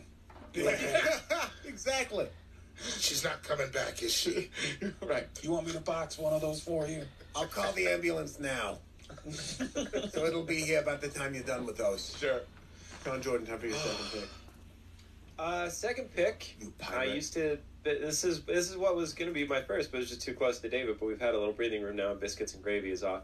It's my second entree, and it is a Monte Cristo sandwich. Oh yeah, when done right. It's so close to a patty melt. I kind of feel like a coward even doing it now, but it's like I think you got that sugar. Thing. You got sugar in there. Yeah, you got a whole bunch of things at play. Yeah, that's why I clarified on a patty melt because I wasn't sure if it was like. But I should have known it was patty. But anyway, I gotta know if I'm ordering that Monte Cristo. Well, you know what I'm talking about. A city state. I have to have seen one. That's a great Monte Cristo. I have to have been told, or I have to have seen one because I have had. Bennigan's had a good Monte Cristo. I was just going to say, Bennigan's did have a good Monte Cristo. Perkins is the Monte Cristo I'm talking about. They called it the Monte Combo, and it was a Monte Cristo with another thing. And I got it from when I was a kid, and I wouldn't dip it in jelly. I would dip it in apricot syrup, because they had that at Perkins, and I just fell in love. So, obviously, we know what a Monte Cristo is, but it was like French toast, powdered sugar on top, ham, Swiss, and turkey, and then dip it. I would use the whole, you guys know me, I'd use the whole thing of syrup, the whole jar or whatever. They would, like, every single time, I'd make it a point to use the whole thing. And it's making me want to go to sleep just thinking about it, but it is so... When I'm on the road, or just have friends, and I'm like, I'll get the blank and blank, right? I'll have a little bit of fun, right? I'll have a little bit of recess with my schoolwork, right? But the person across from me goes, I'll do the Monte Cristo. I just look at him like, you don't give a fuck. That was chaos. Chaos. It is. The one at City State is like, you got to take a shower afterwards. It's a day ender for sure. That sandwich exists out of time and space. It's not a breakfast, a lunch, or a dinner. It's just a Monte Cristo. It's just out there, dude. It's fucking out there. And you gotta leave it all on the table. You can't box up a Monte Cristo. It has to happen right there. It's also one of those things. I tell people this when they're like, "Oh, people move to LA. They get a little healthier. They lose weight. Not even to get skinny. They just lose weight." I go, "You don't understand. There's things in LA that just are never on the menu. And Monte Cristo is something you just never see. You just don't see it. I'm sure. Obviously, it's LA. We can find one. But in general life, it's too hot. They're just not serving a Monte Cristo." It's too hot. It's too close to the ocean. What are you going to do? You're going to eat a Monte Cristo on the beach, you monster? Like, it's just not... No. It's just regionally, it's if just you're not eating Monte Cristo on the beach, call your kids. Call your kids. She's really not coming back. You can try to call him, but you ain't going to get to talk to him. No. Nobody's going to let you... You can't talk to your kids. Yeah, if you're eating a Monte Cristo on the beach, David, you're not coming back. Yeah. No, there is no coming back. I'm probably wearing socks in the sand. You're about to feel wet. Forever. That would be nuts. I couldn't handle it. If I saw that, I'd leave the beach. Yeah, Monte Cristo. The worst sandwich I ever had was a Monte Cristo, and it was really. It could go bad. It's on me. It's on me. It was at the Liquid Laughs in Boise. That's the comedy club there. Oh yeah, It was at a restaurant, and it was like I was among my fattest, and I was among my drunkest, and I ate half of it. It was like that. Because they deep fried the whole thing. Whoa. It was awful. It was awful. Anyone out there who's like, that actually sounds kind of. It wasn't. No. If I was, your faithful reporter would have told you. I would have happily told you. Yeah, you're not out here lying about it. No. It would be a good memory. Yeah, of course. Yeah, right. I would love that. I would love to have eaten a deep fried Monte Cristo and had it fucking slap. It did not. It did not slap. But when done right, man, that's a fucking great sandwich. Heavy. Very Darrison. Very one of those. David Boy, time for your second and third picks. Pick number 2. Mm-hmm. I think I gotta take a dessert. I'm surprised that it's still here. I'm taking apple pie a la mode. Okay. Yeah. I wondered about this. When I was making my desserts, I was like, can you throw the a la mode? I feel like we can, right? That's what I'm wondering. Or is that a miscellaneous? I feel like it's not. How's that not a dessert? That's with ice cream? I don't think Am I an asshole? It's definitely a dessert. It's just it's like an add-on. It's like you're getting a side of another thing. But to be fair, in my own dish, I did say that there were some sides that came with it. I just wondered this when I sat down to make my dessert list. I was like, do I get to go a la mode? I mean, if you're not going a la mode, you're a psycho. I don't know. My whole fucking dish is a la mode. Yeah, I didn't say there was going to be ice cream on my chicken fried steak. I meant to say that. But no, I love it. I love going. You ever go to a diner and just have pie and then like hot? I've never done that. We need to know each other better because the answer is yeah. Yeah. Oh man, that is I love it. I love it. Just like just have. You're not hungry. We got a house of. Oh yeah. Yes. Not even here. The one in Houston. Guys, I could tell the shows. I go to Houston to work out new material a lot, and that's one of my things. Is they'll be like, "What do you want to do after this?" I'm like, "I'm going to House of Pies. I'm just going to have a piece of pie." Having a piece of pie in a diner after a great set is just fucking. It's so much fun. Speaking of 90s movies, in True Romance, when they go out for a piece of pie after they see those movies, I'm like, that seems ideal to me. Ideal. That's amazing. It's and amazing. The angry waitress is so relieved. All right, what do you guys do? You know what? We just want a piece of pie. Yeah, because you come in, you're a big fella. She's like, oh no. Like, I'm not going to turn this table for an hour.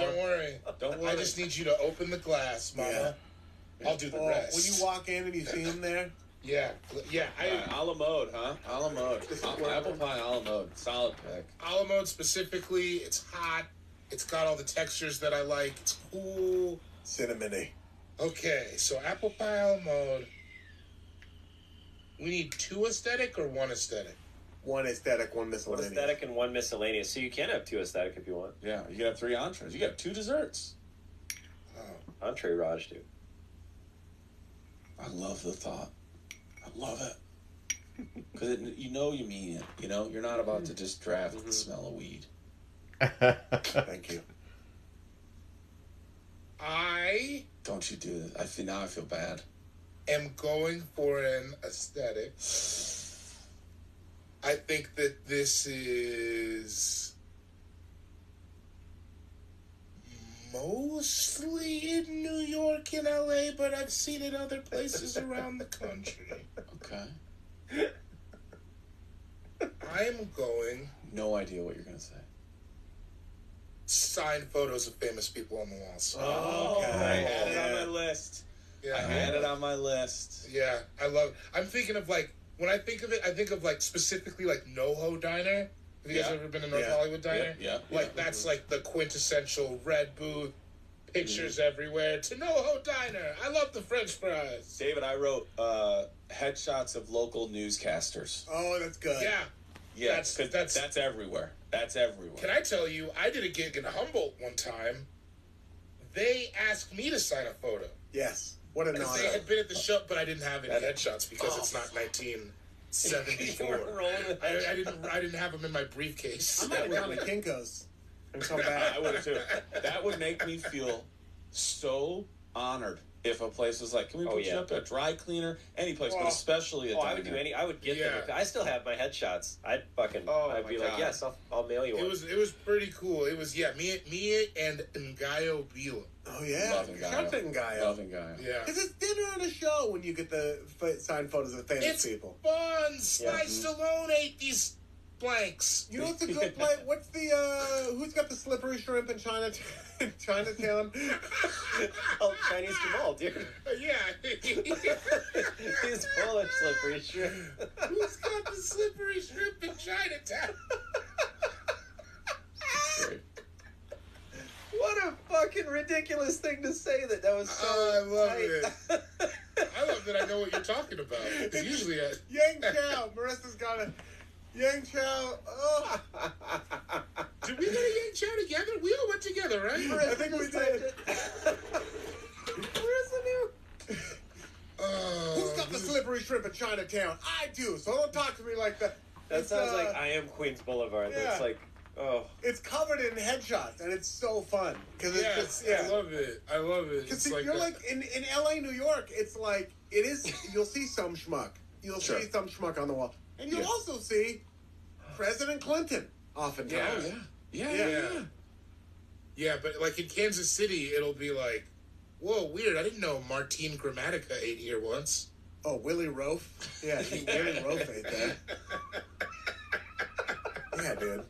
Eddie Money. Yeah, really. All right. Eddie Money, Willie Rofe, and then a local newscaster named always. And then like a kid from an Ovaltine commercial. Yeah. Bob Dale with sports. Yeah. Yeah, Bob Dale with sports, or like Hammer Tornado, the weatherman dude. Yeah, I want to find out the Dallas Reigns ate there. I'll be like, sure, give me whatever Dallas gets. That guy's young and he's 80. That guy gets a facelift wherever he goes. Dallas Reigns is that dude, right? He's like the LA weatherman that's like this. Yes. And he always real does this amped up, at the end ready of to all go. of his coming up at 11. He does a fist. He does a self generating fist flare. I found it. Like a conductor ending a fucking... Yeah, like a not my tempo J.K. Simmons. Yeah. Man, he is windblown, is how I would describe him. Dallas Reigns, dude. Yeah. He's been on this. He's been on. He the lives slopes. on Catalina. He Doesn't has clearly. I don't know. He has to. He has to. He's not allowed anywhere else. Sean, that's a great pick, David. Sean, time for your third pick. This is tough, man. I don't have. I'm caught out here without a dessert right now, so I'm going to go aesthetic. And I've never actually, I don't think, had gotten to experience this, but I want to. I can't remember a time. Maybe I have. What were you going to say? I'm just waiting. Everybody's waiting for you. I want a little jukebox on the table. Ooh. I think that is a horrible That's pick. more of a miscellaneous. It's an aesthetic.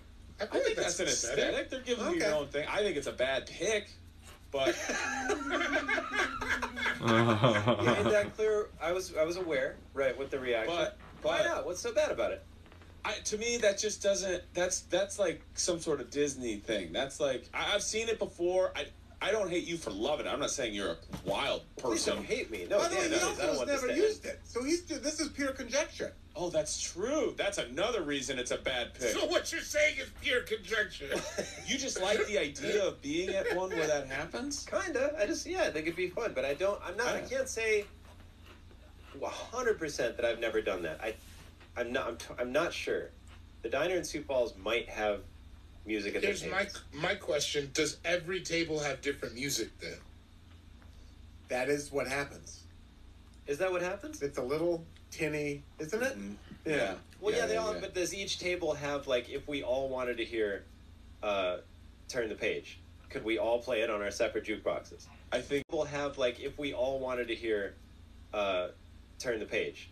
Could we all play it on our separate jukeboxes? I think. Wait, you're talking about jukebox per person? I don't think it Yeah, goes it's at the table. It's at the booth. Yeah, it's at the table. We're talking about one per booth. Per booth, yeah. There's a little tiny jukebox that you can play for your table.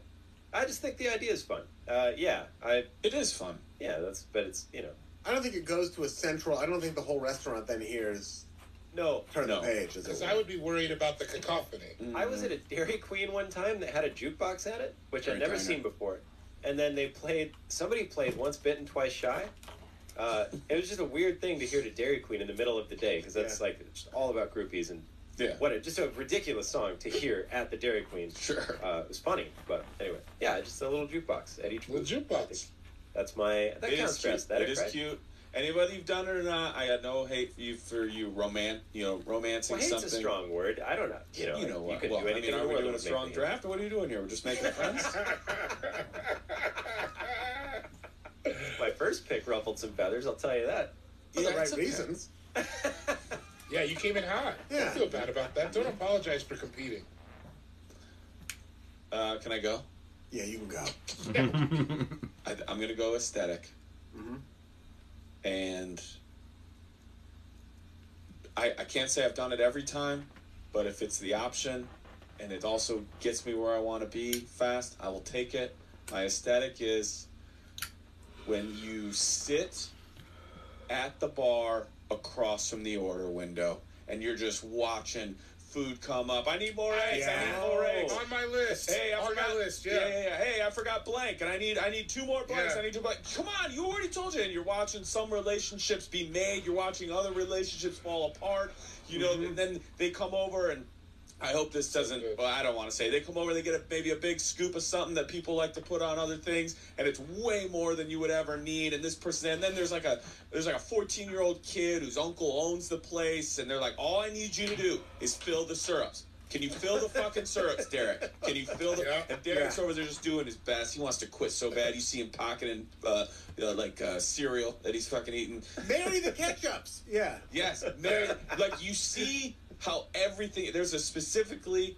it's the brain. It's the neural net. Yeah, Sparks Diner. When you... That's a place that my family goes a lot to in Wisconsin. And you sit there and, man, you might as well work there. Same thing if, like, you're at a Waffle House, too. Like, you want to know... Oh, yeah. You want to know who's getting arrested today at the Waffle House? Sit at the bar. Like, everything is right there, and you get to see it happen. Like, the kitchen is half in the open. Yes. You just get to see all those normally behind closed doors interactions. Yes. I mean, I've been to one time I was driving down to San Diego. I stopped at a diner. I think it was called Tommy's on the way down there. And, man, there was 3 girls working there. I think 2 people didn't show up. And they were holding on for dear life trying to keep that together that morning. But the other time, too, you see when it's popping, right? And there's 16 tickets, and they got everything going, exactly what they need, and they're grabbing this, and they're grabbing that. I got you. Hey, I already grabbed table 2 for you. Thank you so much. I saw table 6. They need more Diet Coke, whatever it is. Yep. And you watch that, and you go, like, this is when we're at our best as a country. Yes, this is...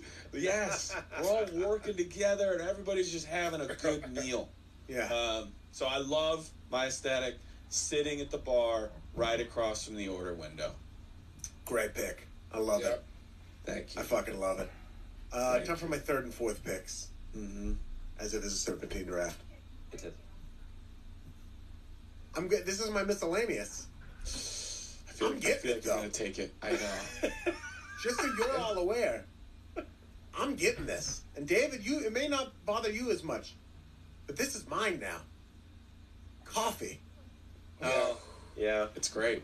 Staple. Good So it could be argument. The end could be a 1-1. If you're talking perfect diner coffee in a mug with a nice handle, maybe there's like an advertisement for an local insurance company right on the mug. It's like coffee and pie. Somehow you can have 7 of them, and and it's like you had 1 of them because it's so watered down, or there's just something about it. I love a fucking diner coffee, and also I said this on this podcast. I want to say 3-4 years ago, and now I've seen it bubbling up in society to the point where somebody even created I'm not taking credit for it. I think this is simultaneous creation. Hot sauce and coffee. The combination of having eaten something with hot sauce and then drinking coffee. What? It's a beautiful mouthfeel. There's like a hot sauce for that somebody DM'd me. It's called like coffee sauce or some shit. I need that to take a hike. I don't want it. You don't want it branded. No, I've only had 60 home runs. I want that to be natural. You know what I mean? It's not that they know. I know I was juicing. Like I don't want But yeah, a fucking coffee at a diner. We've never done this, but if you want, I'll trade you the jukebox at the table for the coffee. We can trade picks. What are you talking about? Why would you Did you think that was gonna go? No, I didn't think it was gonna go. This motherfucker just drafted a starting quarterback in the 3rd round. You think about it, everything starts. It's your pitcher. It's your quarterback. We start here. The other great thing about it, too, and I couldn't pick it. I thought about it. I can't do it because I'm not a coffee drinker.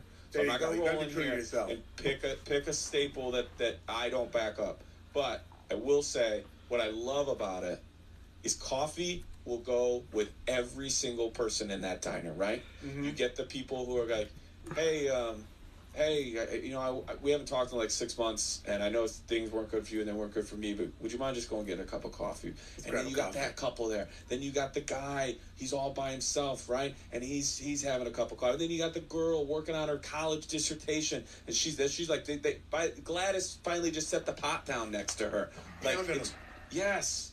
I love it. I will say that is the good thing about diner coffee too. You can drink like 12 of those. You can drink 12 of them. You can come in drunk at 2 in the morning, or you can be up at 6 right before you head out on the lake. And like either way, it's a coffee, and every point in between.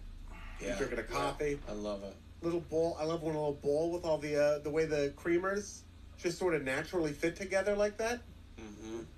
A little ramekin of various sugars. Sugar in the raw. Ramekin. Hot coffee. Hot great big coffee. Hot coffee. Now I find myself.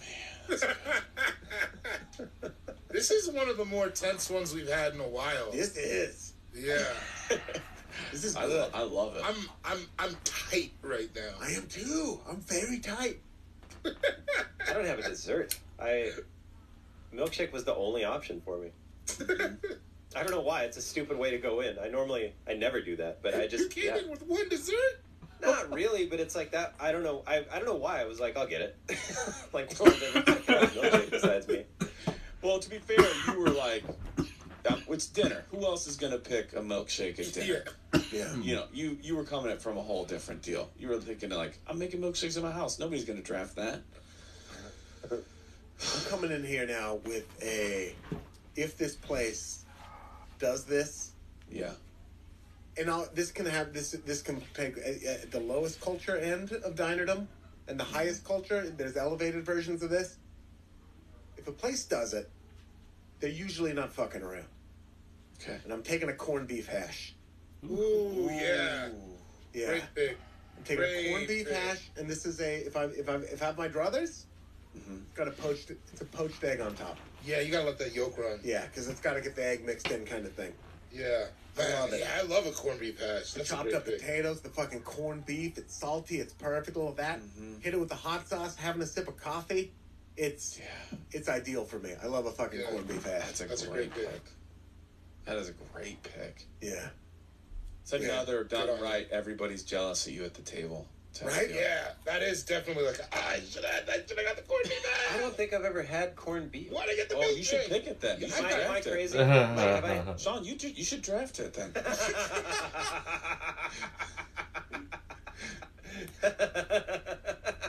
That's a 1-1 for you, baby.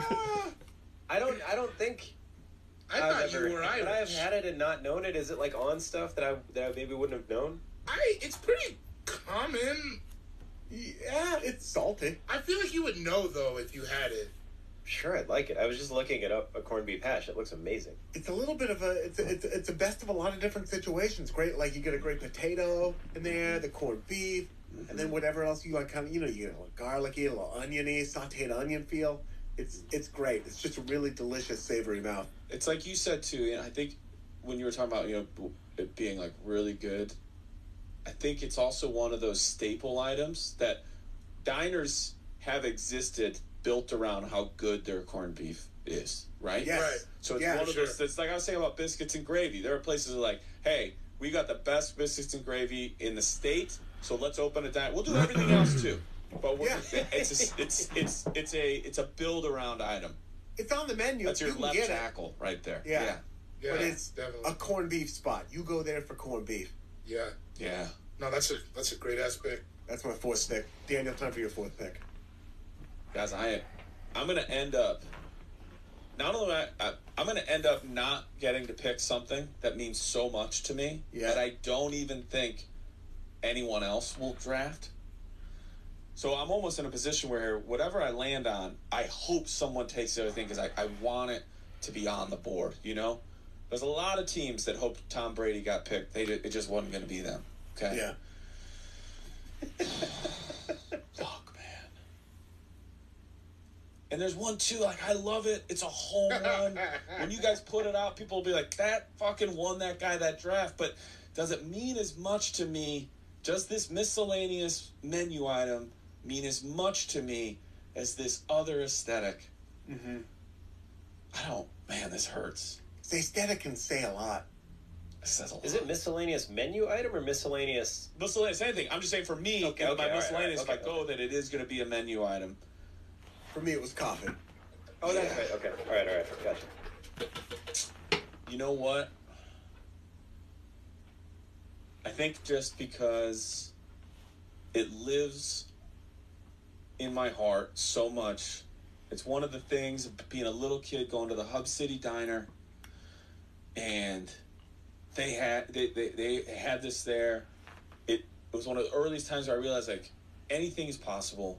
You can have whatever you want, live your life. It kind of got brought up a little bit. I deliberately steered the conversation away from it. It's the rotating pie case. Yeah. The rotating pie case. When you're a little kid and they don't have your table ready yet, and your parents let you get 5-10 feet away from them, and I'm just standing there looking at all these pies, this fucking endless opportunity of fun just spinning around in front of me. I mean, guys, I walked into once, I could probably find it, years ago. I was in a diner, and I just took a video of it going around, and I just captioned it, "Hey, girl." Because it's what do you want? What's going to make you happy? And I'll go Hetty. I'm looking at 3 friends of mine who have the same thing as I do, where at some point they said in their life, what do you want to do? What is going to make you happy? What are you willing to go for? And you look at that pie case with all those opportunities spinning around being like, you can have this. You can have that. You just got to choose. It's all right here for you. You just got to make that choice.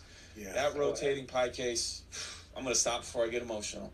And it also, there's confidence there. They're not hiding those desserts behind anything. They're going, we're going to put this out in the morning, and they're all going to be gone by the end of the day, and you're going to pick what you want. And even if you're not, it'll last till tomorrow. It's refrigerated. Don't worry. But we stand by this. I love it. I know I'm in the right place if I walk in and see a slow rotating pie case.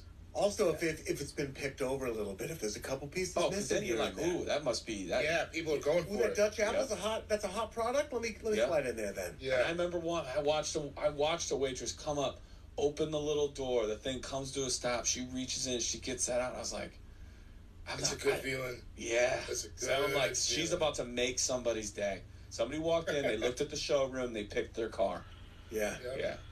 So there's another one. I don't know if we get to do any honorable mentions. I hope somebody else takes it. I'll say it at the end. Oh yeah. What a that might have been the most beautiful 3 minutes of this podcast. I'm over here like, well, we're not kidding anymore. No, I don't think ever. Ever since you took chicken fried steak, this show was off to a very serious start. Picture 6-year-old yous outside of it, and you're standing there with the glow just hitting you as he's and it's taller than you, so it looks like it goes on forever. Everything you're just seeing is dessert, and then now we're at a place of their life. You go whatever you want. You grab whatever you want, and you're a kid. Somebody says that to you. Good night. We should know the name. We've talked about this before on the podcast, but we should know the name of the person who invented that. It's wrong that we don't, and there should be a school. Called that. Yep. Oh yeah, no taxes for that guy. No, none. No Armageddon. No that Armageddon perks. Yeah, 100%. Sean Jordan. He should marry Liv Tyler. Dessert. I've never been a huge dessert person, but when I do get it, I go back to when I was a kid. The rare times I would get dessert out with my parents, and this was at Perkins. Sure. And it would be one of those pies. It would be a piece of French silk pie. French silk? What is that? Is that vanilla? Nice little shavings. It had the shavings on it, so I looked at it.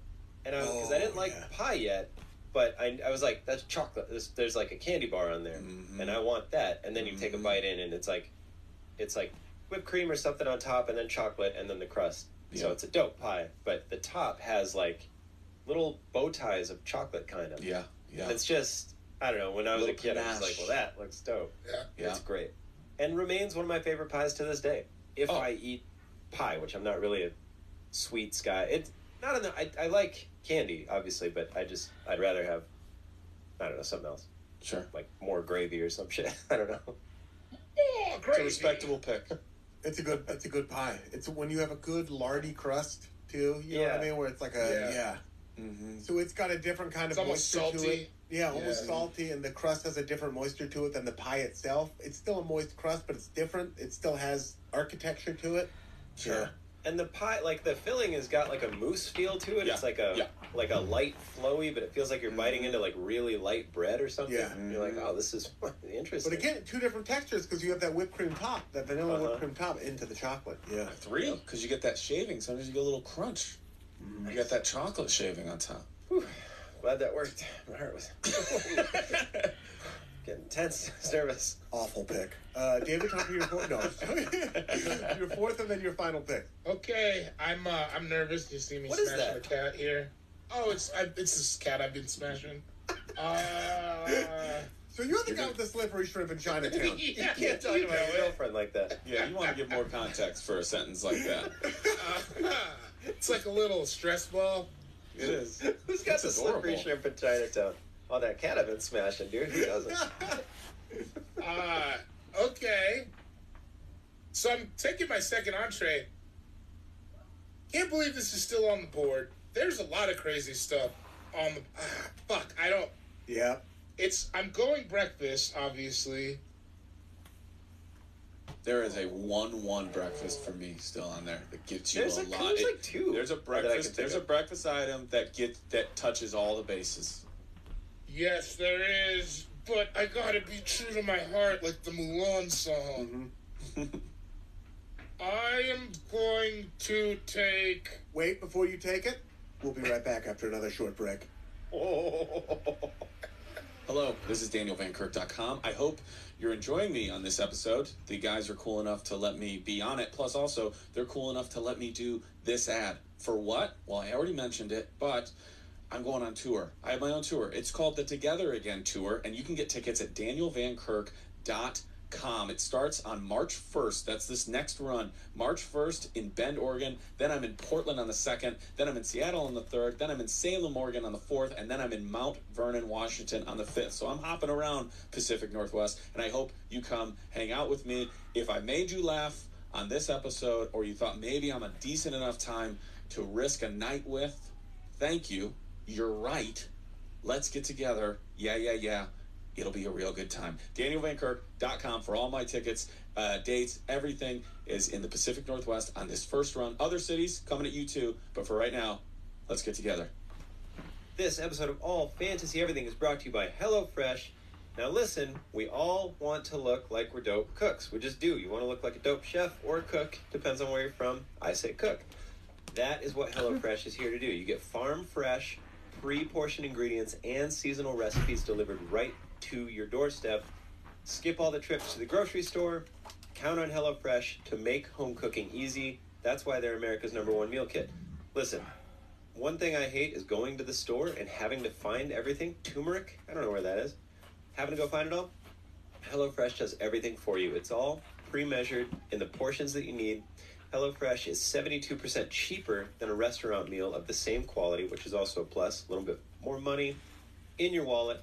And you can save, on average, $65 a month when you order HelloFresh instead of grocery shopping.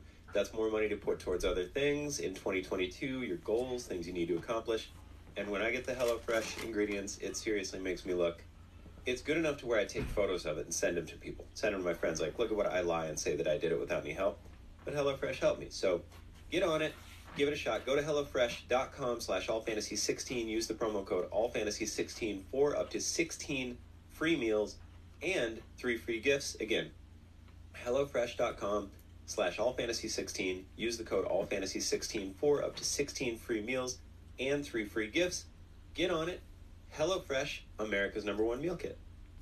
Let's get a round of applause right now. Start clapping. We are excited to announce that Manscaped has launched their Ultra Premium Collection. Believe it or not, we're not talking about just below-the-belt grooming now. We're talking about leveled-up hygiene, a routine with your favorite manly scent. This is an all-in-one skin and hair care kit for the everyday man. It covers you from head to toe, baby. Manscaped is trusted in below-the-waist grooming. Now, let them groom the rest. Join over 4 million men worldwide who trust Manscaped by going to manscaped.com for 20% off plus free shipping with the code ALLFANTASY.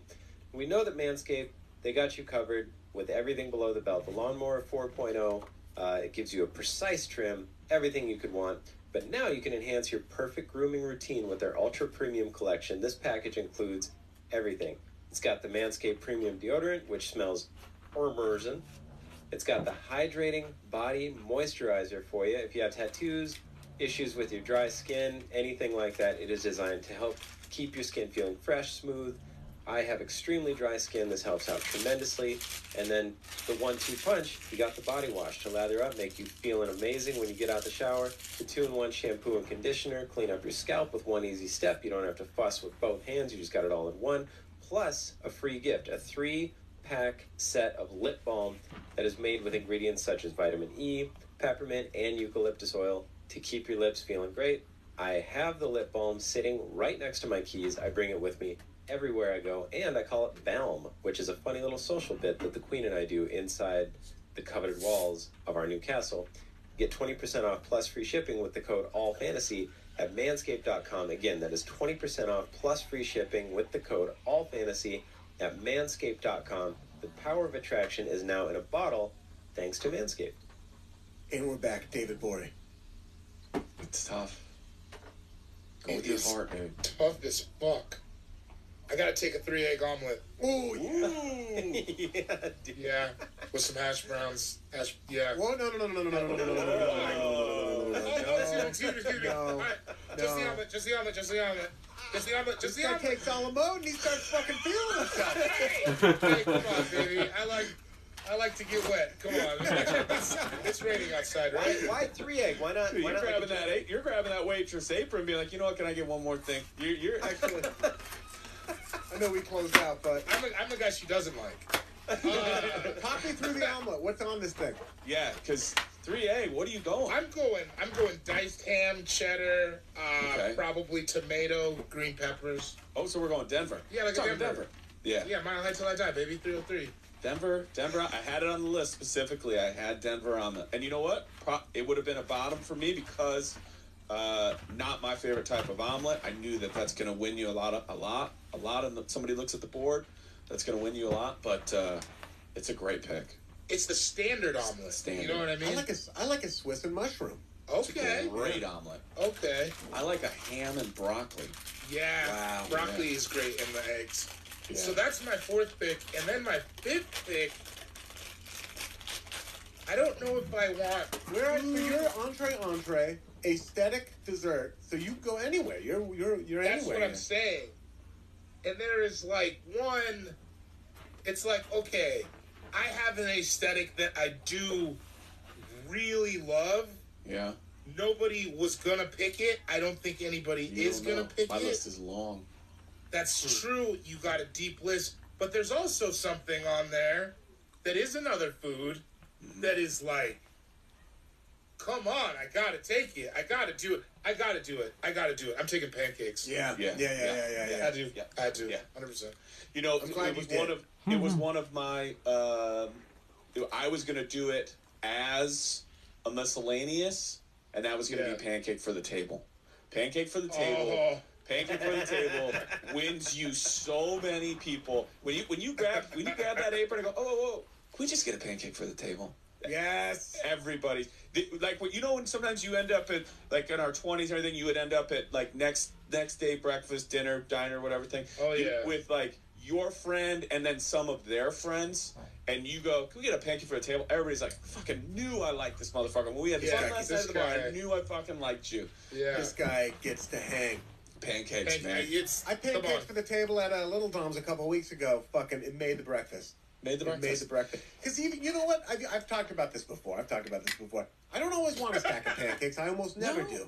No, I almost not a never whole do. stack. But a few bites, you could have a subpar entree, and if you have that pancakes for the table and they're hitting, like a lemon ricotta. Yep. Oh. Yep. You go back to it a little bit. And then say, oh, did you guys want me to clear? So, no, we're still picking at that pancake for the table. David, can I tell you the thing I thought you would pick that hits all of them? It gives you don't your... say it. There's still... But it can't be drafted, right? I have entrees. Yeah, but it's pancake related. Can it be drafted? No, you're right. Yeah, go on. Yeah. It's pancake related. It gives you an aesthetic. It gives you an entree. It gives you a dessert. And that aesthetic is fucking... All these are huge. The aesthetic is the biggest part of it. I thought you might have gone, you're at a diner, you're 5 years old, you get that Mickey Mouse pancake. Oh, yeah. That Mickey Mouse pancake is literally, you just went yard. Touch them all. Yeah. It's witchcraft when you're that age. Yeah, it's insane. You're getting everything. I could have chocolate for breakfast. How did they get... Is it my birthday? How did they do that? Are you guys getting divorced again? How did I get this? Are you getting remarried? You already got back together. What is this? You get that kid a Mickey Mouse pancake, they will never think you split up because of them. Ever. No, never. No, well, it can't be me. Because here I am. Mickey Mouse pancake. But still, you're catching a piece of it anyway, just with the pancake. Yeah, and it's just it's crazy that it's even still available. You know what I mean? Yeah. It's first round talent for sure. I'm just not a sweetsman. Definitely. I'm not a sweetsman. It's a little bit tough. Yeah. I just had to get it. I had to get it. Yeah. I do feel bad that I didn't get my other aesthetic, but we'll talk about it in the roundup. Sean Jordan. My last pick, miscellaneous, very, very specific to me, but it is the last pick. Whenever we were leaving Perkins when I was a kid, I would always get a roll of tropical certs. And that would be the thing that was like my treat for the night. And I would just, every single time, my mom would get me like a tube of certs. Do you guys remember certs? Yeah, I remember certs. Yeah, just a tube of certs. I did not see that coming. I feel bad because I feel like we pick on you comedically a lot. You know what I mean? Sometimes that has become a pattern. Sometimes too much. Sometimes we lean on it too much. Okay. This is maybe the worst pick that's ever happened. What's on me? It's just all me you. leaving the diner. You can't take that. I mean, he's Corey Feldman down in the well right now. He's like, I'm taking it back. I'm taking them all back. Certs, bro. I love certs, by the way. Yeah. I love them. I was leaving the diner. It was like, you know how they have them like right when you pay, they had like a little candy stand. Yeah. Wait, is this your entree, Sean? This is my miscellaneous. I know, I'm fucking with you. Oh, you dickhead. I mean, there is that little candy, right? You're going to donate to the Lions when you buy that certs? Is that what's happening? The it was local like, Lions Club you know, gets you a 50 little, cents or whatever, and like the little box. It's not on the bill or anything. You just get it. This is bean burrito no onions territory. Thank God. Which was an amazing pick. Thank God you picked it at least fifth. I waited till the last round for this one. Thank God you picked it fifth. You did call it. It's miscellaneous. Everything's on the menu except what we picked. I didn't want to pick something from the menu. I thought miscellaneous could be like anything. A situation. It could have been an aesthetic. You literally could have picked the door. Well, I thought you just said I had to pick them. When I asked if miscellaneous had to be an entree, you said anything on the menu. It could be anything. I mean the God's menu. It could be another aesthetic. It could be another dessert. It could be another entree. It could be your favorite parking spot outside the diner. It could be a situation. A breakup. It could be a situation. It could be certs. It could be tropical certs. It could be tropical certs. Well, if it could be a situation, you're not going to like this pick anymore, but it's the first thing I put for miscellaneous. No. Wait, are you officially changing your pick? Because you got to bail on certs. I don't have to. No, I'm fine with picking certs. You got to live. This is your list. You got to dance with the one that brung you. I understand it has a special nostalgic feel to it. Yeah, I'll keep it. And I respect that because I love you. I did too. Yeah. But if I'm looking at blind items here, if there aren't any names written down and someone's sliding me a piece of paper and I'm looking at it and I'm like, okay, who won this draft? Chicken fried steak. Great fucking start. Monte Cristo. Delicious. Sure. Okay. Yeah. Jukebox on the table. Not my tempo, but again, like if what you're saying to me then is a larger aesthetic of a kind of place, you know, it's the kind of place that might have a feel jukebox. for it with the jukebox. Yeah. All right, cool. I'm having a good time. French silk pie, delicious. Oh yeah, it is. Yeah. It is a cornucopia of textures and sweets and flavors. Mm-hmm. I'm having a good time. Right. Well, then you're going to say, how did pancakes go in the fifth? That's your next. I can pick what I wanted to pick. It was the first thing when I thought of miscellaneous. I can switch it. Tropical certs. Not even mint certs. I'm going off of memory of like my favorite part of going to the diner when I was a kid. Do you want me to pick what I was going to pick? No. Well, you should. Right. Is that what you want to pick? Is certs? When I thought miscellaneous was anything that could happen, I just thought it was like anything. I was going to pick something else, but then I thought it had to be like a menu food item or something. No. So certs, but I mean, I'm fine with picking certs. I want to picture an 11-year-old you. Come on, we're going to Perkins, and you just go, yes, certs, and then you run into a sliding glass door that is closed that you thought was open. That's 100%. I want to keep that. You're there for the certs. Yeah. I just know in 100 years. And there's the leather-bound, all fantasy everything, the complete drafts. Yeah. And Ebenezer Jordan, your great-grandson, is taking out the book. Well, I'm getting snipped, so the bloodline better. You already have a kid. This is Maxine's son's son. Gonna have to keep that Jordan name. Blows the dust off of it. Yeah. A diner. Oh my God, what a great pick. Opens it up. Oh, David was there. David Boyd. This was before he returned to his compound in Sierra Leone. Sure. And ended up a key player. Okay, all right. Daniel Van Kirk was there. Oh my God, I love Daniel Van Kirk. That guy's so fucking funny. Thank you. Daniel Van Kirk. He ended up running the front office for the Houston Texans. It was a weird path to took him there. It happened though. Yeah. It's crazy. Ian Carmel, missing, presumed dead. We don't know what happened. Gone so long, still unknown. And my great grandfather, Sean Jordan. I've heard legends of his generosity, his kindness, his candor, a spirit that could fill a room with positivity and light just by him walking in there. My man. And he sees certs. I just want you to know that that's what's going to happen. You know what he's gonna go, did my great-grandpa start a different draft at the end of this draft? The other pick was he chain-smoking drafts? What happened? The other pick was going to be a scuffle. So, however you want. That was the very first thing. The very first thing when I saw miscellaneous, I was like, a scuffle. I love a little diner fight. Nothing crazy. I don't want anyone getting shot. Where don't you love to watch fights? Yeah. It's hilarious. All fucked up in a diner at the end of the night. So if you want that to be it, but no, it's certs. All right, the only good thing about a diner fight is the person. This is a scuffle. Table it's not a fight. Okay. This is a scuffle. The person who's also at the table where the scuffle starts and does not break eating. Doesn't even. Yeah. They are tired of these two people. This has been going on long enough. They finally got biscuits and gravy. Yeah. Well, it's a real specific time of the diner, but it always happens, and it's always, most of the time, very funny to see how it went down. Sure. But, yeah, either way, dude, it's yours. You love it. It is a 1-1 pick for obscure candy, and so you should be happy with that. Different draft. It's the stress test. We drove the tanks across the bridge. The bridge didn't crumble, baby. You got it. You fucking got it. I mean, people are gonna email me or DM me about it. This is a fun thing that we do. Just so you all know, this is I would kill or die for Sean Jordan. It's I thought you meant they were gonna send you hate mail because of the search pick being bad. No, they think they might. No, they're gonna be like, hey man, stand by, and I'd be like, I will. I'm a grown up. Also, you just did. I have a daughter in the other room that he likes certs. Yeah. And I mean, David's out here sometimes. David's out here not wearing a mask, and so whatever. Yeah, David doesn't wear a mask. So what you really triple vaccinated. What you really like is I just had a good experience with my family, and an adult looks down at you and goes, "You want one of those?" And you go, "Yeah." And you get a little something on the way out the door. That's the beauty of it. Give me the whole roll. And you give a quarter to St. Jude's. You're a good guy. Yeah. That fits your spirit. Daniel Van Kirk, your final pick. Final pick. I have to go desserts. I've obviously been outside the case. I'm very happy with how this draft shaped up. You've just been standing there drooling for the last hour. Still. I cannot wait to lament the things I didn't get to pick. I know. But I'm going dessert, and our waitress that thank God Ian drafted into this for us is at the end. She's like, "That it for you boys?" Because she wants to go smoke a cigarette.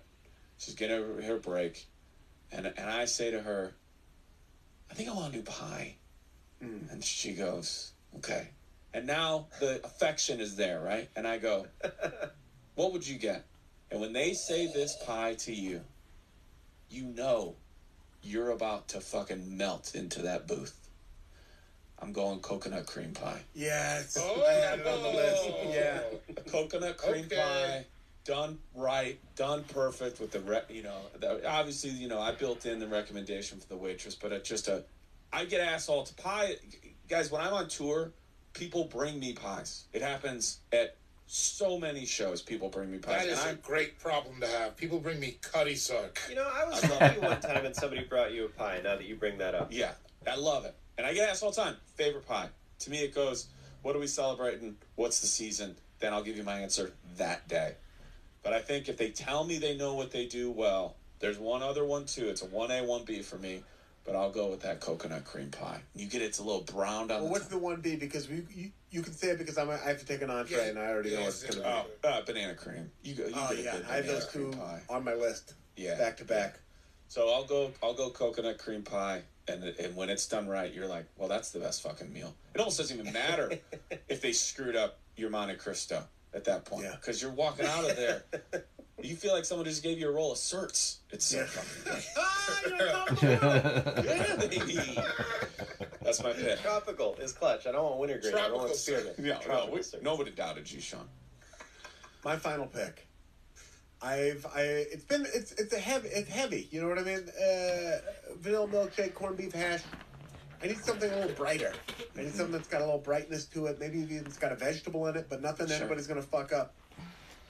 I love it if I can go into a diner and get a good club sandwich. Dude. Oh, yeah. That was my second entree item. My second food item. turkey club. Oh yeah. A little bacon on there. A little mayonnaise. Easy. The bread is toasted. Great. Yep. Ooh. Yep. That iceberg 99% water lettuce is crisp. Yeah. There's not too much tomato. Just a little bit. Just a little.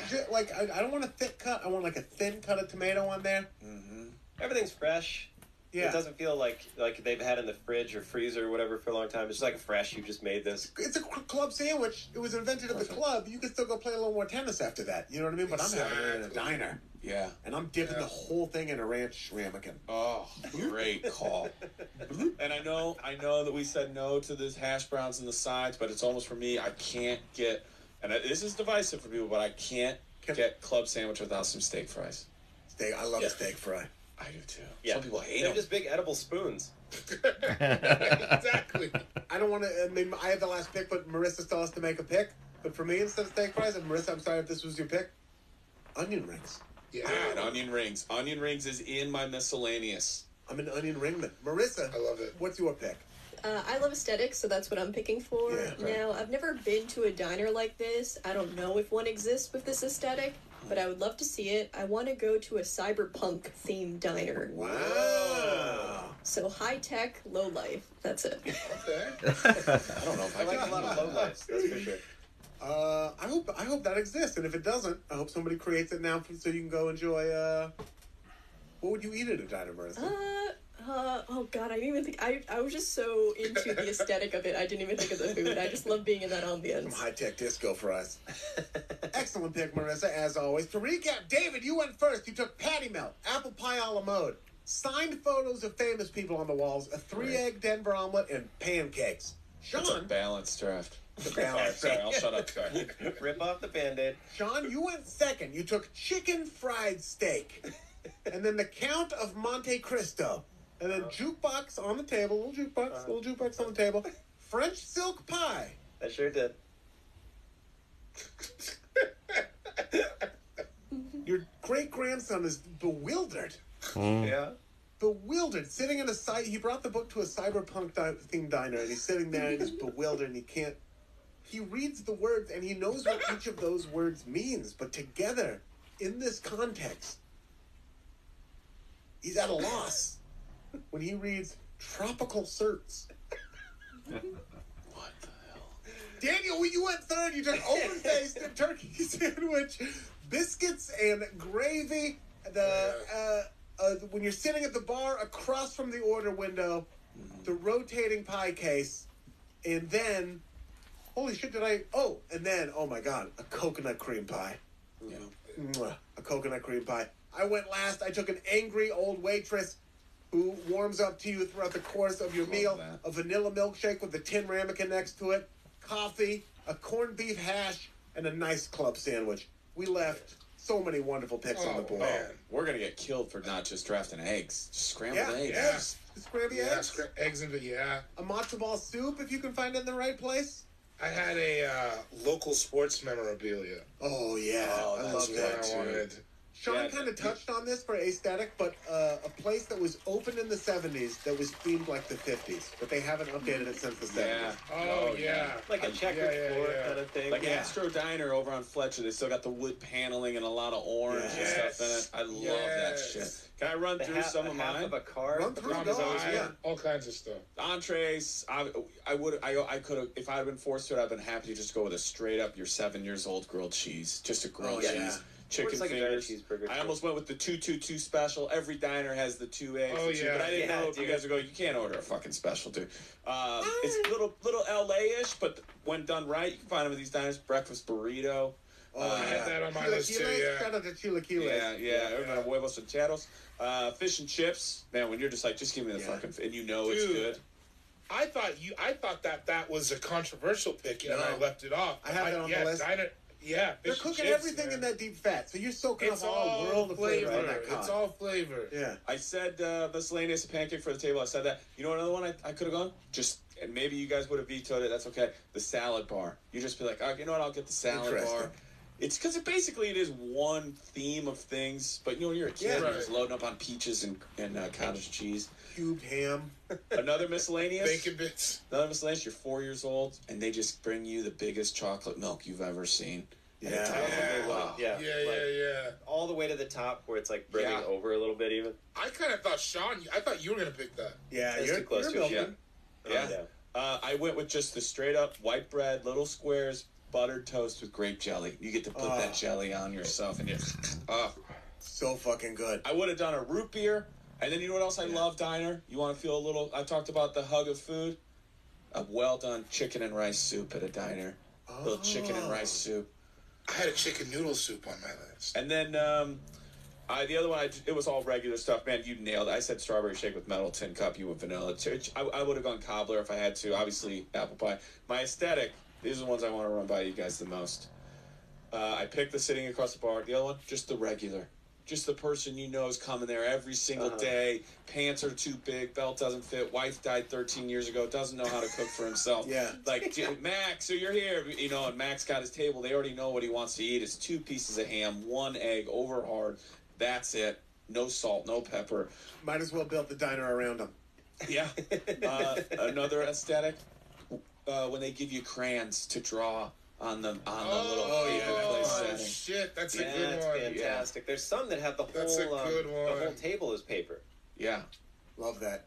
You know what else? Yeah. I put the elderly couple. Just the elderly couple that's always there at the diner. My first time in New York, I'm in Manhattan. I go to a place called the Orion Diner. The booth behind me is an elderly couple arguing about how there's not enough matzo balls in the matzo ball soup. And I was like, this everything here is going to be perfect. You know what else? Headshots of old Newcastle. The specials board. Even if you don't order anything, walk in, you see the specials board. They're doing some sort of prime rib, but it's not till tomorrow night. They got like everything sometimes written in neon for some reason. Yes. It is frustrating when you see the specials for the other days, and you're like, well, god damn it, it's Wednesday, not Thursday. Fuck, I would have gotten the Thanksgiving dinner. I know you can make it. Making it tomorrow. The other thing I like at a diner, this is my last one, walking up to pay after you're done eating. Yeah. You get up. You get up. Stretch. You stretch it out a little bit. You grab the ticket. Your friend, maybe you got a little bit of extra in your student loans that semester, and you grab that ticket, and then they go, whoa, you're like, I got it. Then you walk up, and then somebody, if they see you coming, they meet you there, and they're like, how was everything? It was great. Other people are coming in while you're paying. Oh, sorry, I'll just get around Grab here a real quick. toothpick. Yeah, somebody else comes and says, did you have an order? No, we just want a piece of pie. We'll go after Daniel's done here. A little roll of certs on your way out. Just to Come on. Palate. I wasn't going to say. You can buy a lottery ticket when you're there, too, sometimes. Yeah. Sometimes there's a diner, what is it? Oh, man, I'm forgetting that. Langston's or something like that over in Burbank. They got a scratcher machine right there in the diner. You buy your scratchers right when you walk in. Langers, that's what it is. So, Langers, delicatessen. Honorable mention, shout out to matzo ball soup. As I said, the Reuben. Even in a shitty diner, it's hard to fuck up a Reuben, but I already had the corned beef / pastrami. A meatloaf sometimes? If a diner does a meatloaf? Meatloaf was on my list, that mean waitress tells you to get that meatloaf, you know. Get that meatloaf. Yeah. Get that meatloaf. A pot pie sometimes at a diner. Shout out Michael Lloyd. I didn't have that. I didn't even think about that. Shout out to Philadelphia, and shout out to a night we had there, Scrapple, which I don't even really know what it is. Yeah, it's just like flat fried. It's like hash, right? Yeah, it's a hashy kind of meat. Scrambles in the dessert area. A cinnamon roll. Good. Sometimes the diner does a cinnamon roll that's gonna be real good. Yeah, that would have been a good dessert. Chocolate cake. Sometimes you'll see a little cake in the spinner too. Like a piece out of it, and you're like, ooh, that looks delectable.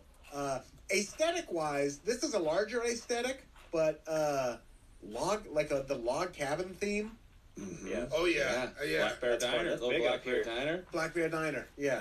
You get outside of Portland, you'll find like every little town's got that diner. Yeah, this one in Big Bear. I love it. Yeah. And the one in Big Bear has like photos of all the it's the cousin to the headshots. It's photos of all the locals, all the regulars. Mm-hmm. Yeah. Oh, that's sick. Good. Yeah. Give them their propers. And also, this is a miscellaneous, a place that has pancakes, but they're called something else. Oh, I love that. Like grandpa stacks or something weird. I'm like, oh, those are probably pretty good. I almost went with silver dollar pancakes too. Remember when you first introduced to those? And you're like, I'm forgot special. about silver dollar. Yeah.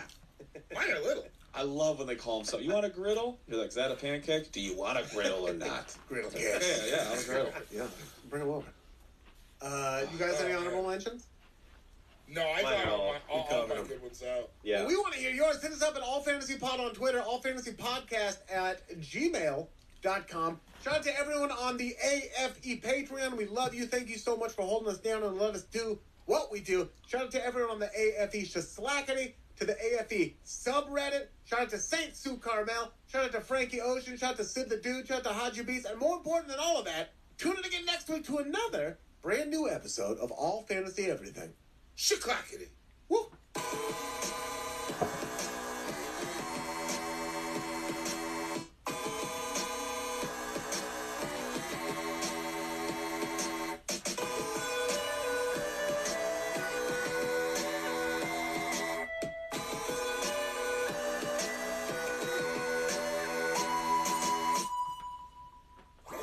That was a HeadGum podcast. Everybody, welcome to the show. Talking about amphibians today. A real fun one. A couple quick notes. A couple things we forgot to mention. One thing to clear up my guest afterwards. Love scientist. Listen to this, guys. He was in his head. Asked how many amphibian species there were.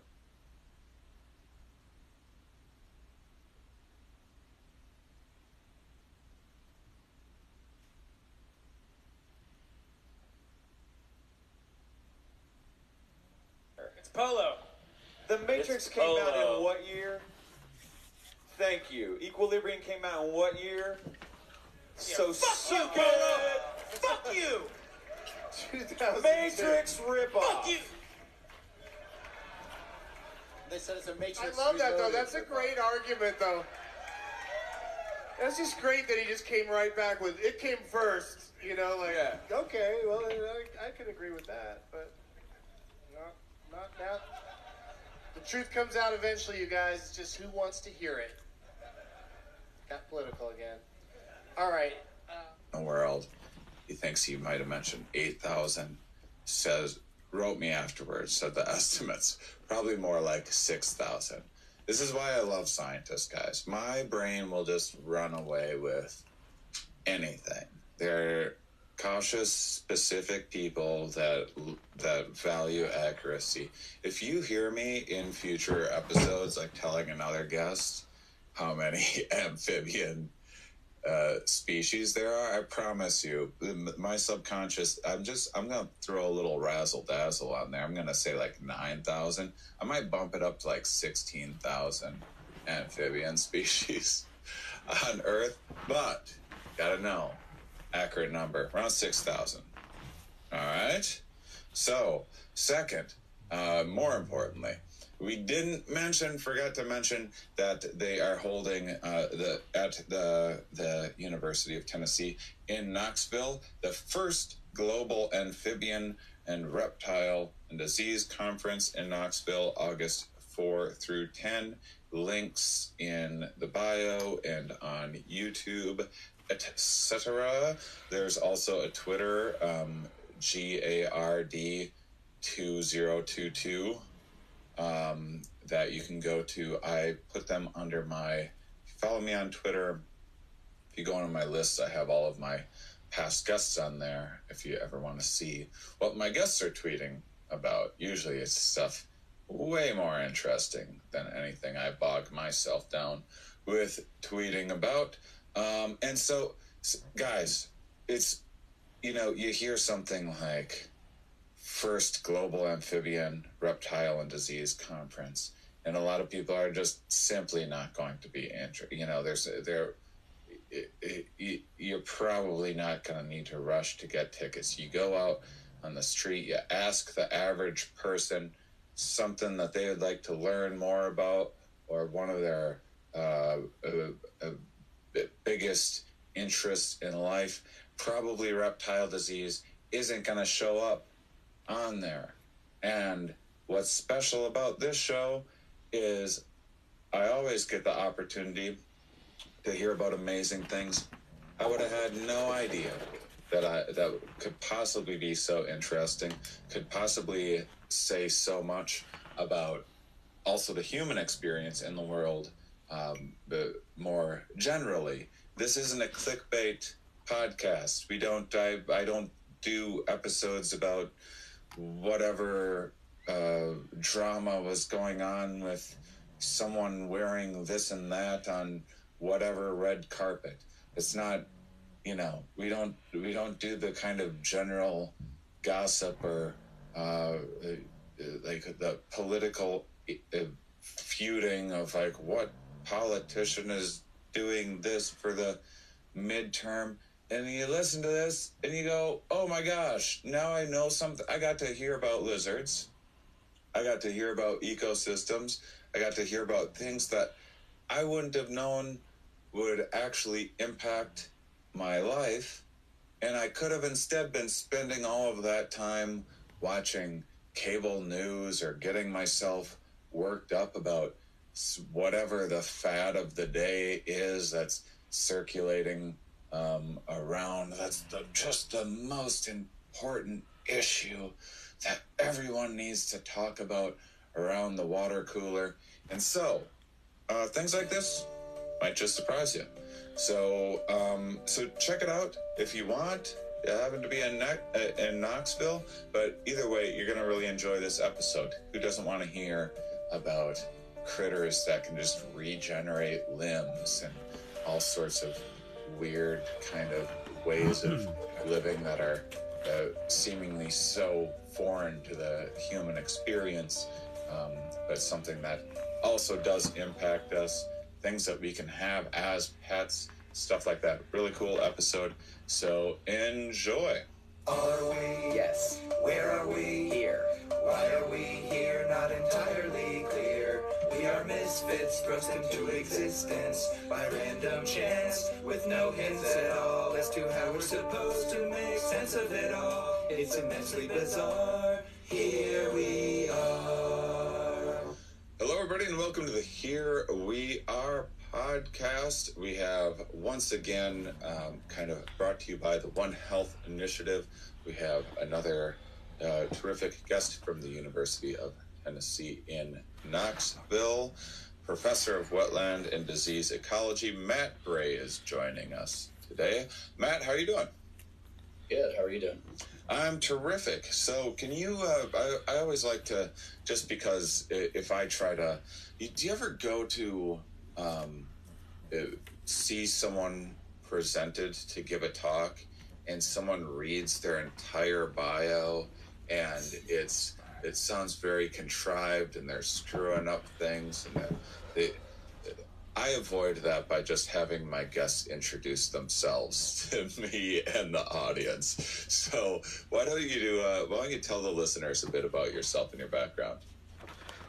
Sure. Yeah. So my name is Matt Gray, and I'm a professor at the University of Tennessee. I'm the associate director of the Center for Wildlife Health here, and I also lead the Amphibian Disease Laboratory. I've been at UT since 2004, so go Rocky Top. Prior to UT, I grew up in Michigan, and I went to Michigan State, did my bachelor's there, and then came down to the south to the SEC, went to Mississippi State for my master's. Spent a couple of years down in Puerto Rico, hanging out on the beach and studying wetland ecology and amphibians, and then I went out to the high plains of Texas, where there were very few trees and very few hills, and studied amphibians out in the Playa Lake wetlands out there, in a very different landscape for my PhD. My area of expertise is wetland systems and also amphibian diseases. So you were in Costa Rica on the beach, and you were just so passionate about your work that you're like, I'm going to get out of here and pursue my research elsewhere. There wasn't stuff to keep you in Costa Rica, huh? Yeah, so it was Puerto Rico. Puerto Rico. Sorry. Yeah, Puerto Rico. Yeah, but Same. regardless, Costa Rica, Puerto Rico, Laguna Beach. It was pretty nice. I was ready to, after a couple of years, move on and start working on my PhD, and the opportunity in Texas came open. But I ask because I'm friends with. You probably know Robert Trivers. He does work with lizards, but he went to Jamaica as an undergrad or something and was just like, I just like Jamaica. I guess I'm just going to stay here for the rest of my life. There's something about island life, you know. I'm a big Jimmy Buffett fan, so living on the beach was pretty natural for me. And I grew up in Michigan on the water. I mean, there's water everywhere. You know, obviously the Great Lakes, but there's all these inland lakes. And so living on the beach in Puerto Rico is pretty sweet. And people are great. Food is great. It was tough. My hair went from about this length to maybe your length. I don't know, but ponytail in the back and everything. Nice. Well, I'd really like to start off by kind of just doing some. Could we do a little amphibian 101 stuff? Some amphibian appreciation chat for a little while, and then kind of talk about some of the bigger picture ecology issues and those sorts of things. The way this show is incredibly unstructured, and I end up going off on a million tangents and just letting the conversation flow. So, but that's kind of the format that I have in my mind. So let's hear, first off, what got you interested in amphibians in the first place? So so for my PhD, I studied amphibians, and I was really interested at that time.